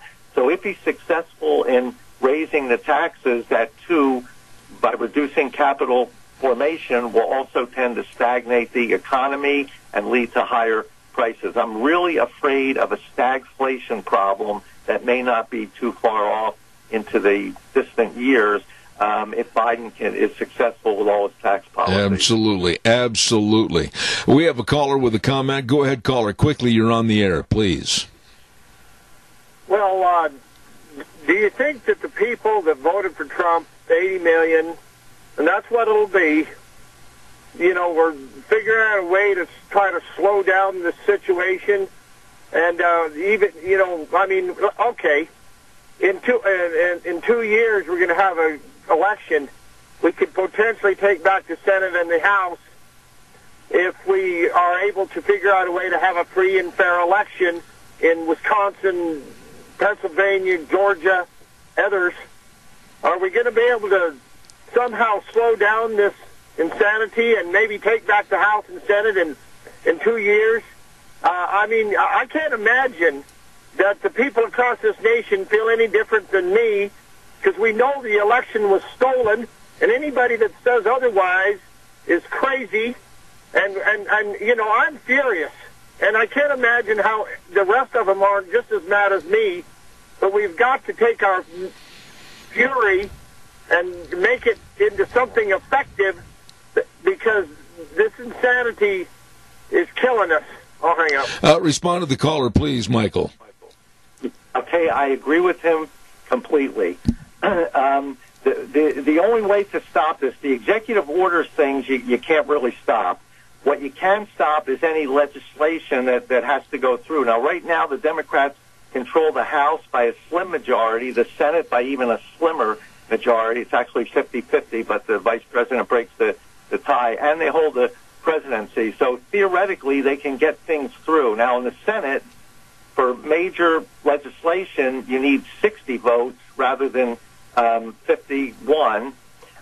So some things should be able to be held up there. But as your caller correctly pointed out, what we need to do, the American people need to take a look at what's happening in a year and a half from now or 2 years from now, when the economy is going to be having some problems and there may be some other issues. The American people and the American voters will have to say, we don't accept this. We're voting for a Republican House, a Republican Senate. Once that happens, all President Biden can do is some executive orders. He won't be able to get any major legislation through. So it's very important, I think, the Republican Party get some very strong candidates for both the House and whatever Senate seats are up, and do what they can to bring the majority back to the Republican Party and try to bring some sanity to some of these things. The whole problem is, at a time like this, we should be concentrating on economic growth. Right. We just went through a severe recession. We're getting out of this pandemic. We should concentrate on economic growth. Once we have good growth and everybody's working again and wages are going up, tax revenue will increase without raising rates, then we'll be able to take a look at some of these social issues. Biden, and this happened when Obama was president too, they reversed that. Their primary goal was to cure these real or perceived social injustices, and every time they tried to do that, it put a burden on the economy and tended to slow economic growth. For instance, it's a social injustice that everybody doesn't have health care. So they passed the Affordable Care Act. That had 21 new or increased taxes in it. By raising that much in taxes and putting burdens on businesses to pay for health insurance when they really couldn't afford it, that meant they couldn't hire as many people. That tended to stagnate the economy. For the entire 8 years of the Obama administration, economic growth averaged about 2% or slightly less. We need to get that number up over 3%, and coming out of this recession, it should be even higher than that. So we're going to have to get better House of Representatives and Senate, a Republican-led, and that can stop any major laws that the President Biden wants to pass. Michael, let me back up just a little bit in our conversation, and I've only got about 3 or 4 minutes left. But when the illegal aliens coming across our border at about 5,000 per day, 150,000 per month, how is it equivalated as to the cost to the American public as far as food and shelter and medicine, etc.? I mean, are these costs all broken down and our politicians just ignore this? Tell me how that's figured, and is there a chart that shows how much it costs for each individual illegal alien to come into this country? There's actually very little information that has been done on that, mostly because I think the federal government simply doesn't want you to know. Now, they'll say, well, we've got a budget for HHS and we've got a budget for ICE, so it's hard to tell how much of the budget should be allocated to new people coming in. So they'll have good reasons why they can't give, some reasons rather, why they can't give you what these numbers are. But Biden has gone back to the catch and release. So you catch them, you let them go into the U.S., and you tell them come back for your hearing. The last time they did this, 97% of the illegal immigrants did not come back for their court hearing. They just assimilated into society. Biden wants to offer them welfare. He wants to offer them free health care, and all of this costs money. They don't tell you what the total figure is, and maybe they never, they don't want you to know about it, but the total figure is now getting into the billions of dollars, and it will continue to grow. And at a time when we have such a large deficit in the government spending, this is not the way to go. Is this quickly another strain or possible depletion of like Social Security, etc.? It could be. It could be a depletion of money we set aside to help Americans. This money is now going to help people who came to the country illegally. And look, we're all very compassionate. You feel for these people. You understand that they came from a very difficult situation, but we can't take care of everybody. I mean, I think I saw an estimate there are over 1 billion people in the world living in poverty. So, I mean, the U.S. can't take care of all those people. We should first take care of ourselves. We should have an immigration policy that makes sense for Americans first. We allow more people to immigrate into the U.S. than any other country, and there's a legal way to do that, and that's what we need to focus on going forward. I think it's obvious that they were not selling tickets to get on the Titanic when it was sinking, and that's what's happening to America right now. Would you agree? That's exactly right. And the people in South America perceive this as, hey, President Biden has opened the door, just walk in. There's holes in that wall that Trump built that is supposed to be filled. Biden said we're not going to fill those holes so people can come through. And you may have read the other day there were something like 25 people crammed into an SUV that had an accident, and 13 or 14 of them ended up dying. They came through one of those holes in the wall that Biden refused to plug. So with those holes and with the South Americans thinking that the U.S. will allow all of us to just come in and they'll take care of us, and we're not being taken care of where we live now, let me go up and take a chance there. You're going to see hundreds of thousands of people per month trying to get into the country. Absolutely. I wish I had more time, and to the caller that's waiting, I apologize. I want to say a big thank you to one of my favorite guests, and that's, of course, Dr. Michael Busler, economics expert, and I am so appreciative of what you had to say. Thank you, and come back soon. Thank you, Zeb. Always my pleasure. Look forward to doing it again. Thank you, sir. The man is absolutely so easy to understand, and I really appreciate him. Dr. Michael Busler, of professor of finance at Stockton University in New Jersey. Thank you very much. I'm sorry, caller, but I got to get to the weather forecast, and the weather brought to everybody by Phillips Oaks Goodwin Crane and Company, and they've been providing accounting services to the Mini-Cash area for well over 50 years. Oh, they know. That's why they are the professionals when it comes to tax return preparation, tax planning, business consulting, financial statement preparation, all the retirement planning. They know. And they can help you, your family, and your business. I urge you to get a hold of them at 1710 Overland Avenue in Burley or 625th Street in Rupert. The professionals, Phillips Oaks Goodwin Crane and Company. Right now, here's Gina with the weather. We are continuing on this warming trend throughout the rest of the week. Here is a look at your weather forecast. Few clouds for this morning. That's going to burn off. We are expecting mostly sunny skies by the afternoon with a high of 57. Tonight, mostly clear with a low of 29. Tomorrow, another beautiful one. Sunny skies, high of 60. Expecting mostly cloudy skies for tomorrow night with a low of 34. Partly sunny for Saturday and 57 with an overnight low of 32 by Sunday. Sunny and 55. That's look at your weather for Zeb at the Range. I'll tell you, they're burning the midnight oil right now, serving you for your tax return preparation. They are the best at what they do. Phillips Oaks Goodwin Crane and Company. As I said, with offices in Burley and Rupert, you get a hold of them today. Work with the professionals. Phillips Oaks Goodwin Crane and Company. Right now, oh boy, I can tell you this is true. Caller, I'm sorry, I've got to get this in. If I have time after this little brief commercial, I'll get you on the air. Stand by.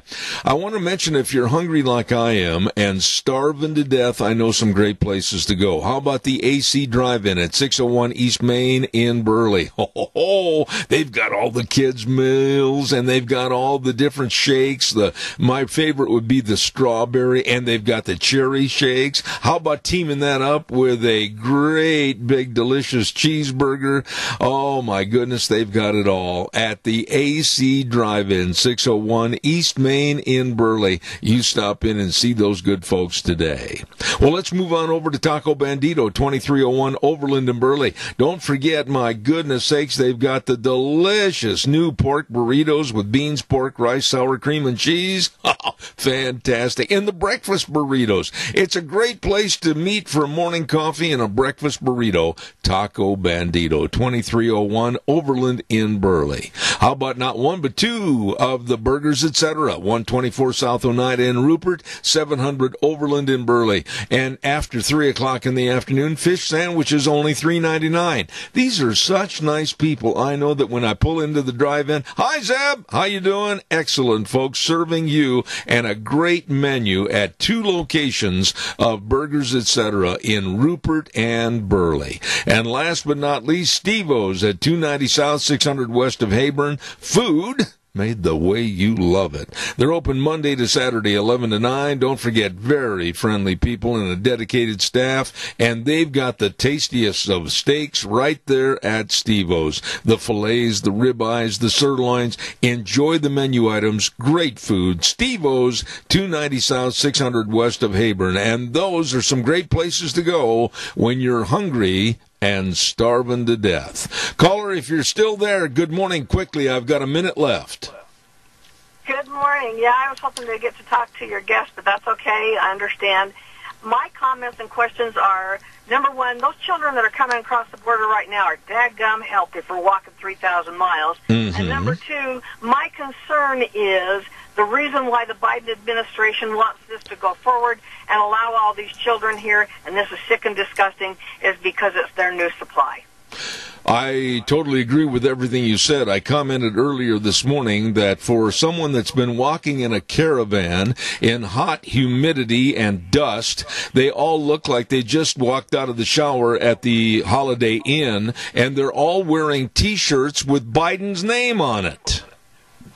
Yeah, interesting, and they're very healthy. You would think after walking 3,000 miles, you would have lost quite a bit of weight in doing that, and you would be exhausted. Amen, especially when you're on crutches like I am. Okay. Thanks, Sharon. God bless you. Have a wonderful day. Okay, bye. Bye. Thank you. Wonderful lady, and she did a great job filling in for me along with Gina while I was gone. Thank you much. We're going to turn it back over to Sean. We'll be back in about 7 minutes.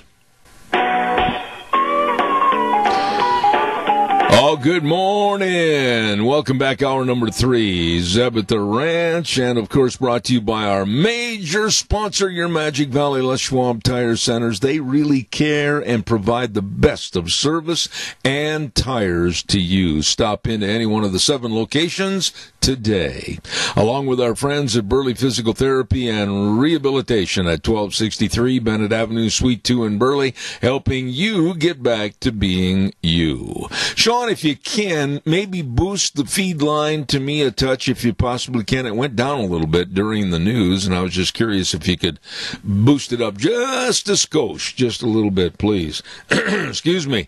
Right now, I'd like to also remind everybody about our friends at Lee's Furniture, Floors, and More at 459 Overland in Burley. Hello, Jeff. I'll bet you Jeff's going up to the state boys basketball tournament. But I'll guarantee you he's got a staff there waiting at Lee's to serve you with all the great sales that are going on right now with the mattresses in stock. Get a good or a better night's sleep with a brand new mattress from Lee's Furniture, Floors, and More. And don't forget, too, the window coverings are 40% off. And they've got all the new floor coverings, the carpet, the tile, the luxury vinyl, all the furniture. Everything is right there for the comfortization and, of course, the beautification of your home. They're open Monday through Friday, 9 to 5, Saturdays 10 to 4. Great place. Nice people. Lee's Furniture, Floors, and More at 459 Overland in Burley. There is going to be a great big auction coming up this Saturday, March 6th at 11 o'clock, the Filer Community Auction over at the Twin Falls County Fairgrounds in Filer, managed by our dear friends, Bennett Boys Auction Service, Joe Bennett and the staff. It's, of course, going to be a big, big, big one. They're receiving consignments right now. The number to call for your consignments, 539-0111, 208-539-0111. Talk to Joe. He'll help you out. And remember, that's this Saturday, the Filer Community Auction at 11 o'clock at the Twin Falls County Fairgrounds in Filer, managed by the Bennett Boys Auction Service. No sale too big, no sale too small. The Bennett Boys, yep, they sell them all. Right now, it's time for our Cassia County School Days, and I haven't called in yet. Oh, we'll just muddle through until he does, and hopefully he will. Cassia County School Days will be coming up in just a moment with our dear friend, Superintendent of Schools, Dr. James Shank. So that should be coming up in any moment, I hope.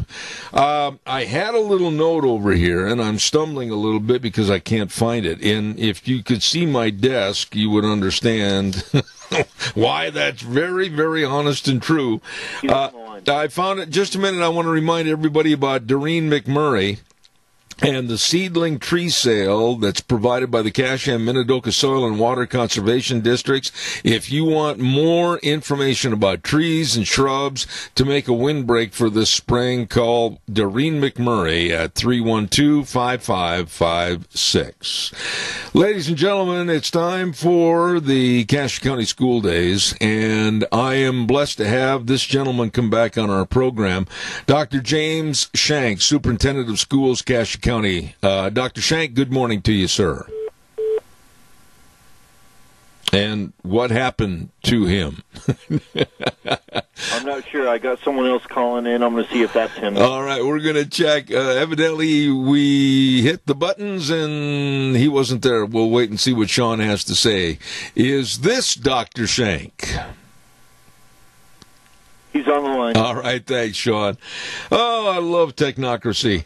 Good morning, Dr. Shank. How are you? I'm good, Zeb. It's great to hear your voice. Well, it's good to be back, but I got to tell you that, to be perfectly honest with you, 75 and 80 degrees in Arizona was a lot nicer than what it is up here. Well, you're not going to get one bit of argument out of me on that. You know, Dr. Shank, I want to applaud you and I want to applaud the Cassia County school system. You have taken the initiative that kids are first place, and their education is first place, not to be beset by anything else or any other person or group. And I wish that was true across the board, because I've got friends that live in California. I've got many friends that live over on the East Coast that I've talked to that are very concerned about their grandchildren and their children sitting at home and literally losing the best years of their lives. How would you respond to that? Well, my response, and you know this, you've heard me say this before, that we exist as a school district and as schools for the purpose of educating kids. And so if we can, and I haven't been told that we can't during this school year by any of our state folks, the governor, the South Central Public Health District, that we can't have school, that we would be in school. And that's been our mantra all year. And I'm happy to report that it's worked very well. Our staff and our teachers, everybody has aligned with that thinking, shared that vision, and done everything they can to teach kids every day. We've done everything we can to bring them in so that they can have their activities as normal as possible, even though we've had some limits on attendance. But things have worked out, and here we are today. And geez, Zeb, I'm just so pleased. We haven't had a positive coronavirus case in the district for well over 8 weeks. Well, so things have gone well. Dr. Shank, what are you doing? What have you done that could have been implemented or imitated by other school districts? Why is there such a complex problem when I don't think there needs to be?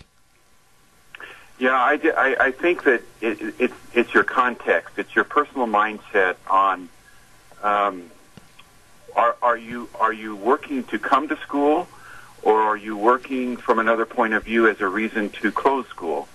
And from our context, we were going to do everything that we possibly could to stay in school. So we monitored very carefully all of our positive cases. We looked at and said, okay, how many are in a particular school? Are there any in a specific community in the county, because we're a county school district?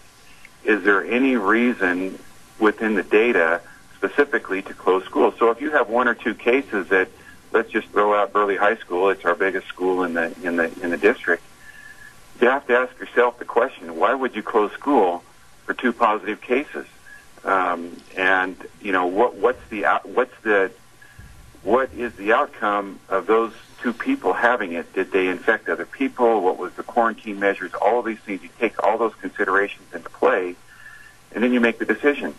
And so every time we had that come to us, we made the decision that it was best to keep the, if it's 900 kids, it's best to keep the 898 still there, still working, still doing everything they can, but then manage those who fell ill. And that was our context all year. And we did everything we could to be safe. We followed the rules. We were declared an essential service. And so we went to school. I mean, we have a constitutional responsibility to be in school. Why would we not take that as seriously as it is to be safe?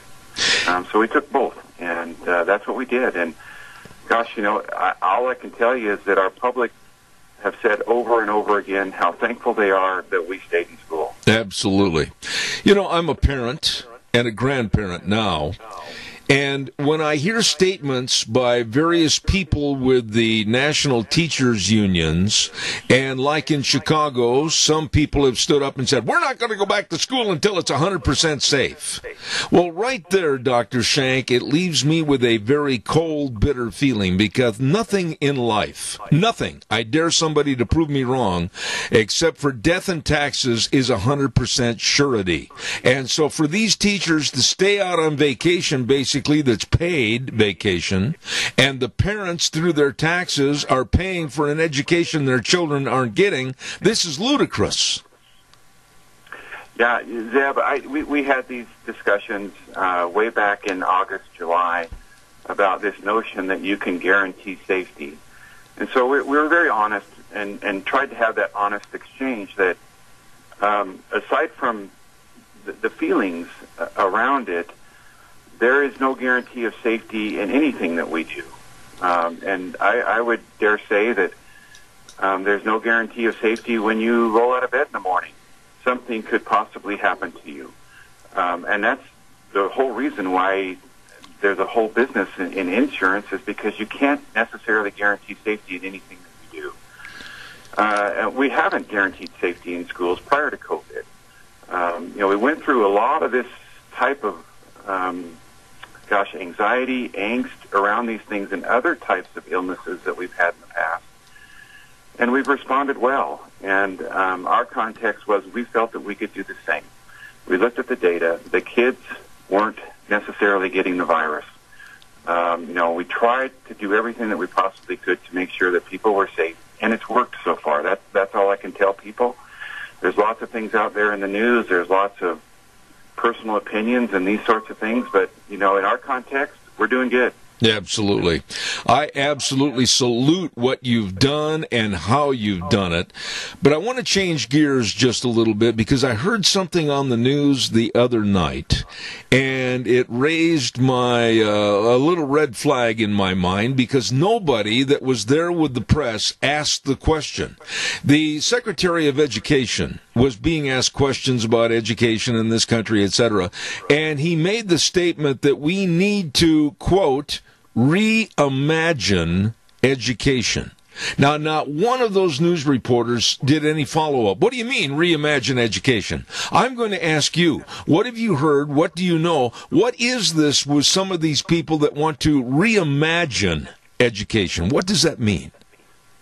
Yeah, I'd have to ask him the same question. I mean, you can't just throw that out and not have some specifics around it. In my personal belief, I think that, if you want to reimagine school around doing it online, that a lot of the Cassia County parents are going to say online, at least last spring, was a failure.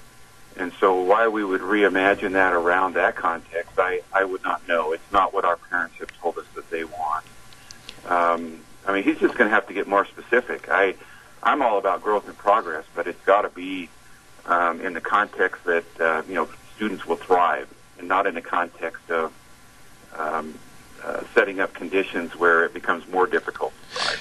We want to eliminate barriers, not create them. Dr. Shank, when it comes to National Education Association, teachers' unions, etc., where are you in Cassia County? I mean, with the curriculum and everything you've done has been highly successful in combating the COVID and the scares of COVID, etc. Are you kind of like floating like an iceberg in a sea of people that want to change things? Or tell me, how did you develop a program that is working, and why are others that they can't seem to have the initiative to try to be as successful as you've been?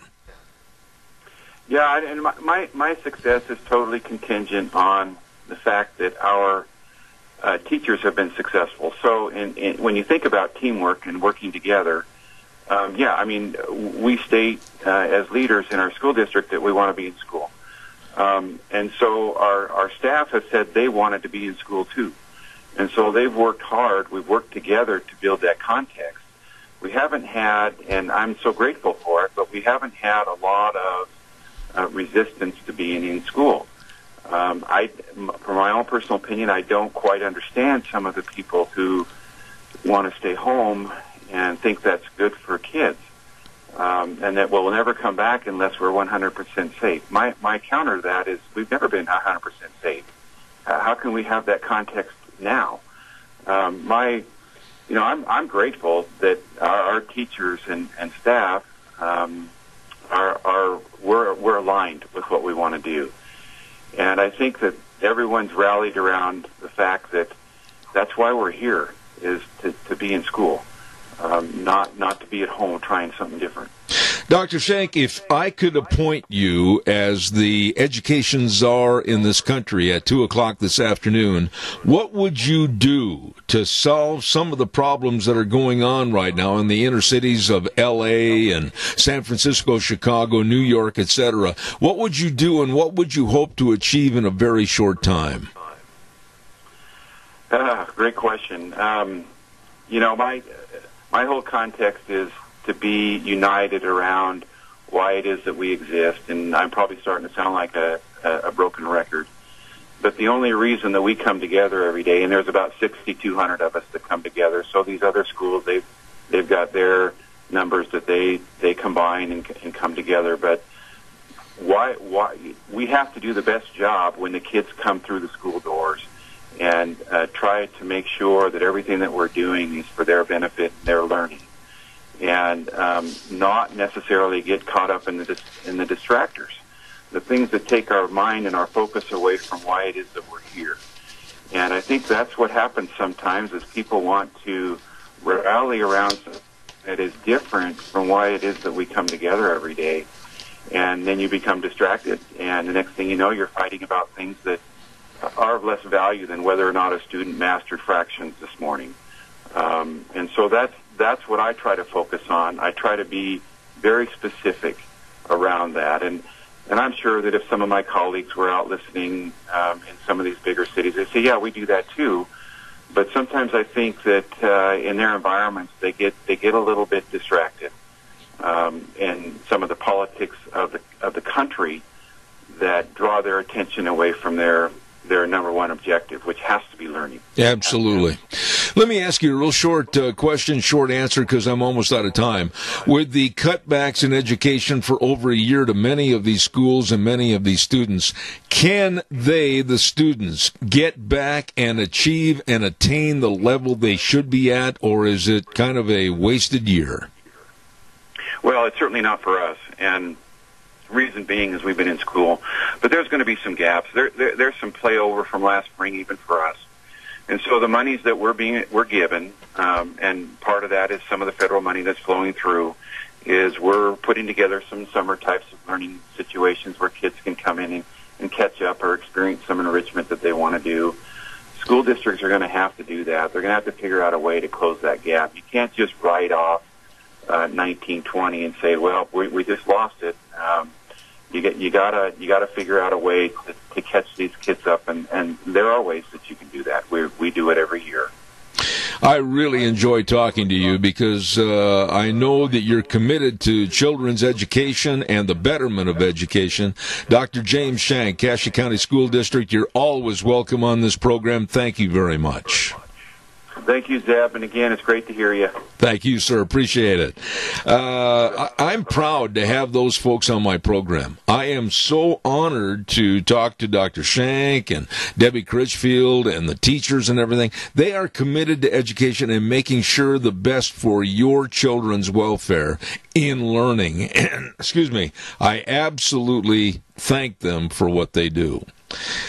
We're going to visit with another nice young lady in just a moment. I can't wait to get her on the air. But before we do, excuse me, I want to tell everybody about a place that I am going to try to be at again this weekend. What am I talking about? Wick's Steak Place. Oh, my goodness sakes, this is phenomenal. Deanna and I went over there to eat prior to going to Arizona. Now, I got to tell you, folks, Wick's Steak Place and Burnout Saloon is, just in a word, awesome. To use the word the kids use, you're going to sit down, you're going to pick from the menu choices, steaks, prime rib, whatever you're looking for, they've got it on the menu. Lobster, chicken, ribs. Oh, my goodness.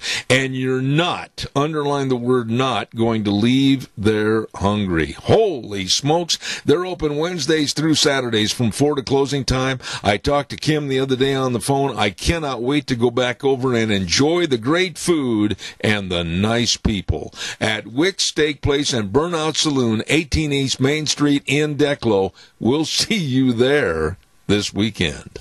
Right now, let's go to the phone line, and a lovely lady with, of course, Mount Harrison Audiology and Hearing Aids, Dr. Christine Pickup. How are you? Good morning, Zeb. I'm great. How are you? Are you rested? No, you know, a lot of people think you get rested up on a vacation and then you come home and you have all the unpacking and all the going through all the mail and everything. No, to be honest with you, for the next 3 days, I'm going to hibernate like an old bear and go to sleep. That sounds great. How are things going at Mount Harrison Audiology and Hearing Aids? We're doing great. We're busy. Well, good. Have there been major changes? Well, we moved to a larger office last fall, so we have increased our capacity. We have a second full-time doctor working with me. We just have a great team that we've built, and we just keep taking good care of people. Let me ask you something, Dr. Pickup. Everybody's hearing challenges or deterioration of their hearing is different than maybe their neighbors or their aunt and uncle or whatever. And you treat everybody on an individual basis, but I want you to tell everybody not to put it off if they've noticed a diminishment in their hearing. It's something that can be helped. Absolutely, yeah. Just like any other medical situation, the longer you put it off, the harder it is to take care of things. The sooner you come in, the better outcomes we have with treatment. So absolutely, don't put it off. Don't think that, I don't want to buy a hearing aid because they're so expensive, or I can't afford it, because we have options for any budget. We have options for any person. We work with insurance. We work with a foundation that will help you get, if you qualify, for people who really literally don't have money at all. There's no reason why you shouldn't leave our clinic without help if you're ready to do it. Let me ask you this question, and I know it sounds like a real simplified question, but what causes a diminishment in hearing? Well, for a lot of people, it's noise exposure, and it's not necessarily recent noise exposure. It can be a rock concert you attended 15, 20 years ago. It can be shooting guns when you were a teenager, or military service. It doesn't always show up right after the exposure. It often happens very slowly and accumulates over time, and it becomes a problem 15, 20, 30 years down the road. So for most patients that we see, it's noise exposure, but there's also family history. There's different illnesses that can cause hearing problems, different medications that you take, side effects can hurt your hearing. There's a lot of different reasons why hearing can change. And sometimes, if you notice, especially a sudden change to your hearing, like you wake up and you can't hear on one side, or you notice that things sound different than before or distorted, that is actually a medical emergency, and you need to be seen right away, and we will get you in that day, because there are medical treatments that we can help you access through the physicians that we work with that are very time sensitive, like within 48 hours, so that we need to get you in and taken care of. You mentioned that about taking care of the problems. Now, I would imagine that you want to really stress that if they're noticing problems with their hearing, don't put it off. Call the number, and I'm going to let you tell them the telephone number to call and the hours that you're open. Sure. Our phone number is 208-312-0957, and we are open Monday through Friday from 9 to 5. We do close for lunch right now, but we are open every day 9 to 5. It's absolutely this lady knows so much about sound and hearing. It's just a pleasure to sit and ask her questions and have her answer them. Quickly tell us, you said you had other members of your staff. Do you want to mention their names also? Sure. We have Dr. Jessica Hillam. She recently graduated with her doctorate from Idaho State University, and prior to her graduation, she spent her residency with us. So we've really watched her develop and help her learn the trade, and she's amazing. We have Amy Poole is our office manager, and then we have two front office ladies that are just amazing, Vicki and our assistant Alex, and they will take amazing care of you. Ladies and gentlemen, I know firsthand that this lady is such an expert, and I mean that. She knows everything about sound and hearing. I am so blessed to have her be a part of my program, and also for the help that she gave me. And that's Dr. Christine Pickup at Mount Harrison Audiology and Hearing Aids, and the number to call for an appointment. I urge you to write this down, 208-312-0957. Dr. Pickup, thank you for being on the program this morning. Well, thanks for giving me a call. It's great to talk to you again. All right. Thank you so much. Wonderful lady, and what a service they provide for your hearing health, Mount Harrison Audiology and Hearing Aids. Right now, we're going to send it back over to Sean. We'll be back in about 3 minutes. And And now, back to Zeb at the Ranch on AM 1230 KBAR. To reach Zeb, call 436-2244 or toll free 1-866-927-4587. And now, here is Zeb Bell. Thank you very much, and welcome back to our last half hour on this Thursday. And I have said for a long time on this program, and I've made some enemies with the clergy, that the church and pastors have become way too liberal. And quite frankly, I thought that many pastors were afraid to speak out about the Bible and teach and preach about the Bible for fear of offending someone. Here is an author of the book called The Christian Left: How Liberal Thought Has Hijacked the Church. And I want to say a great salute to Lucas Miles. Thank you for writing a book about something I've talked about for the last 3 years. Hey, well, thanks for having me on the program, and honor to be on, and I think this is an important topic, so I'm glad to hear others speaking out about it as well. Well, I hope you don't mind if I call you Lucas and we talk about your book. What was it that finally prompted you to sit down with a legal pad and start writing this book? What happened in your life that you said, I've got to tell the world about my thoughts on this? So, I'm a little over 40 years old. I started preaching actually at 17, so I've been in the ministry for over 20 years. And, I'm somebody who is very thankful for the foundation in my own life, that just with the importance on the Word of God, importance on biblical, historic Christianity. And I think that, whether we're looking at the founding of this nation or, really the roots of church history, that connection to Scripture is undoubtedly just it's a pinnacle, it's a paramount aspect to the faith. And what I was seeing really over the last few years is this what I call a doctrinal drift. That there's this uprising, it's what the New York Times calls this ascendant liberal Christianity, what I refer to as the Christian left, that is this growing constituency of Christians or so-called Christians that are becoming really fascinated with progressive thought and liberal ideology. When you say all this, if people will just look out their kitchen window and they can see it in their own churches, pastors that are afraid of saying or preaching anything about Romans 1:27, or pastors that are afraid of talking about transgenderism or the homosexual movement in this country. There's been such a cowardice to come out and speak freely about the Word of God that I'm amazed. There are about a handful of pastors that I've worked with on this program, Lucas, and the others have been invited to come on the show and espouse their thoughts or talk about their church, and they haven't done it for fear that maybe they might offend somebody. And I am sick and tired with a cowardice attitude. I understand the perspective. I mean, cancel culture is on the rise, and, I'd love to say that every pastor in this nation is fearless, but obviously some of them have, struggle with that. They've built, successful platforms, and I think whether consciously or subconsciously, some of them are afraid of losing that.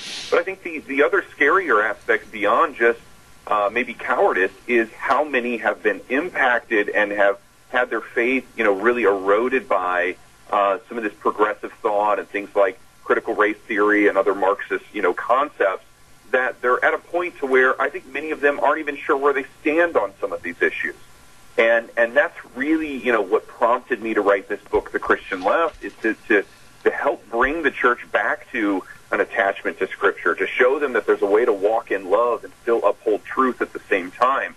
And that, I think that everybody's afraid of being referred to as a bigot, but there's a beautiful thing in Scripture that there's, a way that Jesus, addresses sin and still manifests love. And I think if we can master that, then we're able to tackle these hard topics such as abortion issues, such as gender issues, such as sexuality issues, still maintain a biblical perspective about these things, but make sure that we're still keeping people's dignity intact as we do it. Lucas, you said some key words I want you to elaborate on there a moment ago. You said they're not sure where they stand on various issues. Now, from a layman's terminology and as a Christian congregate member, I would say I don't care where they, being the pastor, stands. Where they should stand is preaching the Word of God. And I think that's where some of this confusion comes in, because the left, and specifically the Christian left, has done a really great job creating doubt and dissension regarding specific passages in the Bible to try to, really offer this sort of counter research on what is the Bible really meaning. It's essentially, we've seen revisionist history within our Constitution, within the framework of our country. We've also had revisionist attempts within Scripture. And so, we have people out there, some of these are very prominent Christian journalists, Christian, so-called space, filmmakers that have been very deeply impacted and have bought a hold of this leftist progressive doctrine. And they have, done a lot of work to try to convince the church that some of these traditional views that we hold as Christians, such as, genders are only male and female, or, a biblical view of sexuality is between a man and a woman, or, abortion is a sin. And, they've countered these ideas with progressive explanations and exegesis of these biblical passages. And I think it's left many pastors confused, and they've gone through this doctrinal drift away from, foundational aspects of the faith into what I call these divergent backwaters of progressive theology. Lucas, in your opinion, over the last year, with us being subjected to the Chinese COVID virus and the devastation that it's caused all across our great United States and, for that matter, the world, if you were to look at this thing as to how much it's damaged Christianity and church-going, what would you say? Monumentally. And, I'm still, as I'm an author, I'm also still an active pastor. I have a church that I preach at, typically 3 or 4 Sundays a month. And so, this is written from me being in the trenches with people, and, I have a lot of pastors that I mentor and speak into, and I have seen this whole thing with COVID, the shutdown. It's been a tremendous impact on the church. First of all, it's exposed a lot of where people are. If someone was looking for a reason to not have to go to church anymore, well, they just found a really good one. And so they can kind of hide behind, the shutdown to utilize it. Now, there's some people that need to stay home, and I want to admit that, and I'm not a virus denier or something like that. I think there's a real thing, but I do believe it's been blown out of proportion. And, I believe that America needs to open up, and specifically our churches need to open up. And I think that, here's a great opportunity. It's really the first time many of these churches have ever been tested or tried at any sort of larger level for their faith, and I think a lot of us are failing the test. Initially, pastors were very quick to organize people to make masks and deliver stuff to the hospitals to help out, for the first, 21 days to halt the curve, sort of thing. And but I think after a while, we realized that the left is not looking. Although they talk about the separation of church and state, they really want a church that's subservient to the state. Mm-hmm. And I think, unfortunately, we've seen a lot of pastors willingly become subservient to the state and really overlook their duties within the ministry. And that is something I deal with in this book, The Christian Left, and I feel very strongly, that pastors need to really wake up to this. Let me ask you this. You mentioned the 2 words that have the hair standing up on the back of my neck because I get mad and I'm very blunt on this program. The ridiculous woke generation with their cancel culture. They're going after and stopping and curtailing anything they deem necessary in this country, whether it's a statue, whether it's a book. Now they've attacked Dr. Seuss. How long do you think it's going to be? Caller, stand by. We'll get to you in just a moment. How long do you think it's going to be before that cancel culture goes after the Bible itself? There's something I talk about this in this book, The Christian Left, and that is what I introduce as Herodian politics. There's a guy in the Bible named King Herod, and it says that King Herod loved to listen to John the Baptist preach, and he would often, make a special trip just to be able to hear him. That is until John the Baptist said something that Herod didn't like, and that was specifically countering Herod's lifestyle. And eventually Herod and 2 of the other women in his life put John the Baptist's head on a platter. And I think that this is really a foreshadow of what we have to look forward to if we don't, stand firm in our position. See, the state likes the church as long as it's convenient for them, as long as they can use it as really an extension of their own, control and mindset and everything else. But the moment the church goes against the state is very happy to either put its head on the platter or find a way to silence it or cancel it. And we are seeing that happen on a large scale right now. And I think that if we don't address this as a society, I think we're eventually going to see it come for the church. Lucas, we have a caller with a question. We'll put them on the air. Good morning, caller. You're on, please. Yes, good morning. I believe the Bible is as it says it is, and that's complete. We can't change any of it. We have to follow it 100% all the way. It not only backs itself up in prophecies, it backs itself up in geography, and, pretty well everything that is intellectual at all is accurate, and we need to keep with it. All right. And I'll make that statement and shut up. All right, Jerry, I appreciate your call. Pardon me. And I'll have Lucas respond. Go ahead, Lucas, please. I mean, I agree. I think the Bible is the inerrant Word of God. It's without flaw. It's without blemish. Certainly translations can be, clearer from one to another, but this is the original language that we have of Scripture. I believe is something that is our anchor point as believers. It's what reveals to us who God is. It's what reveals to us who the person of Christ is. And I think that has to be, something that we never drift from. And that is one of the major aspects that I write about in this book, The Christian Left, is really helping to encourage people to show them how they can deal and tackle these issues and not really be influenced and swayed by some of the secularization of the church. We've seen the secularization of our synagogues in America, and now the left is coming to secularize the church. And I think that, the only way we're going to avoid that is if Christians stay and stand upon the Word of God. You're touching on what I was going to ask just momentarily, and I'll highlight that question right now. With the left involvement in every aspect of our lives and trying to dominate our thought and change the education system in this country, with the involvement of the left and socialistic ideals being formulated in the church, is it too late to turn this bus around, or are we going to go over a cliff? I think it was Ronald Reagan said that every generation has to defeat communism, and I think that we're seeing that lived out right now. My parents' generation defeated it already, and I think that my generation, the generations below me, have to deal with it. I'm technically either the last of Generation X or the first of the millennial generation, depending on where you place me.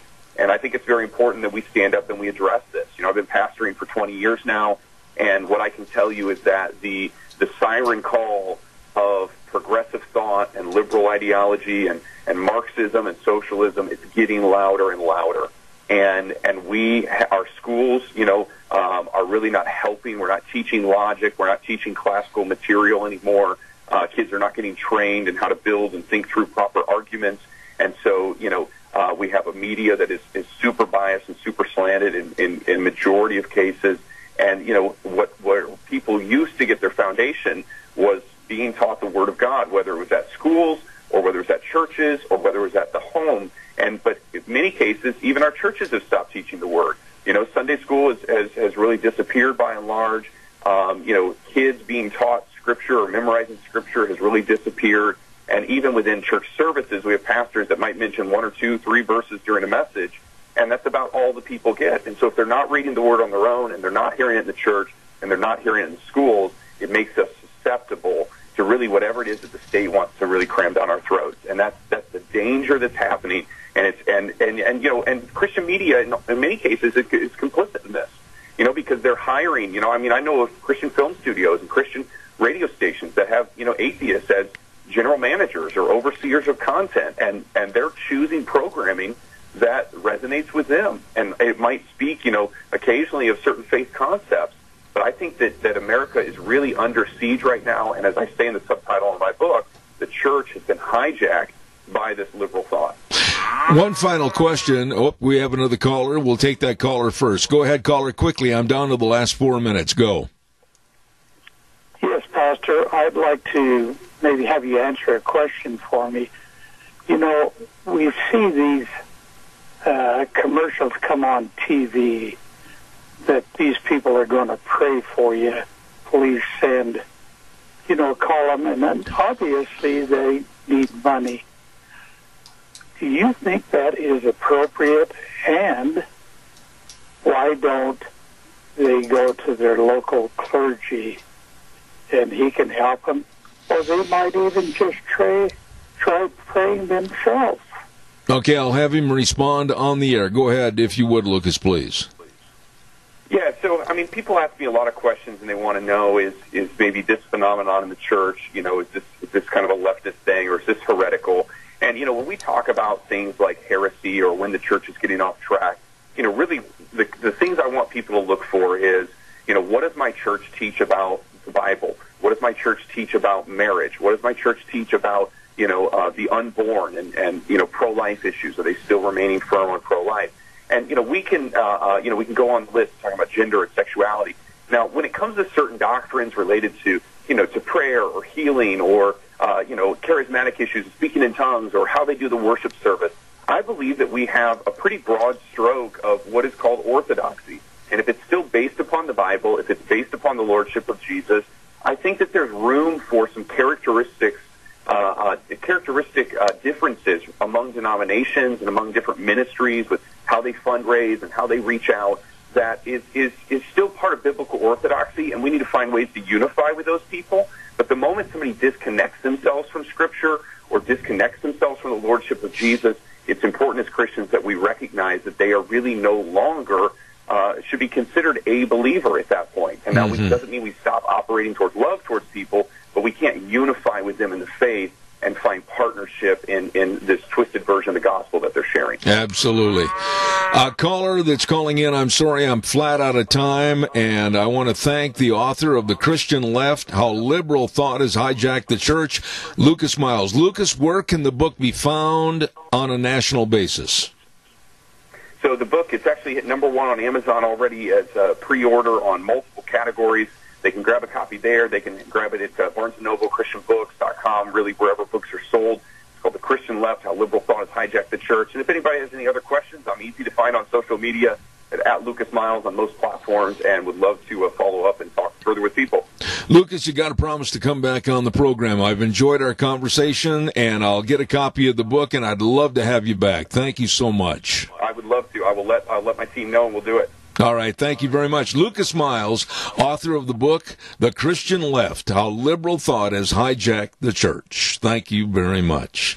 Holy smokes, I got to get a weather forecast on here. Yep, you know, I'm late every day. Scarro's Meats brings you the weather, and they're located at 331 North Road, Jerome. Telephone number to call, Don Scarrow and the crew, 324-7657. You can go to their website and check out all the delicious meats, let me tell you. Whether it's the sausages or the bratwurst or the tri-tips or the hams or all the different flavor of bacon, it's all there at Scarro's Meats. Don't forget, 324-7657. And right now, here's Gina with the weather forecast. We are continuing on this warming trend throughout the rest of the week. Here is a look at your weather forecast.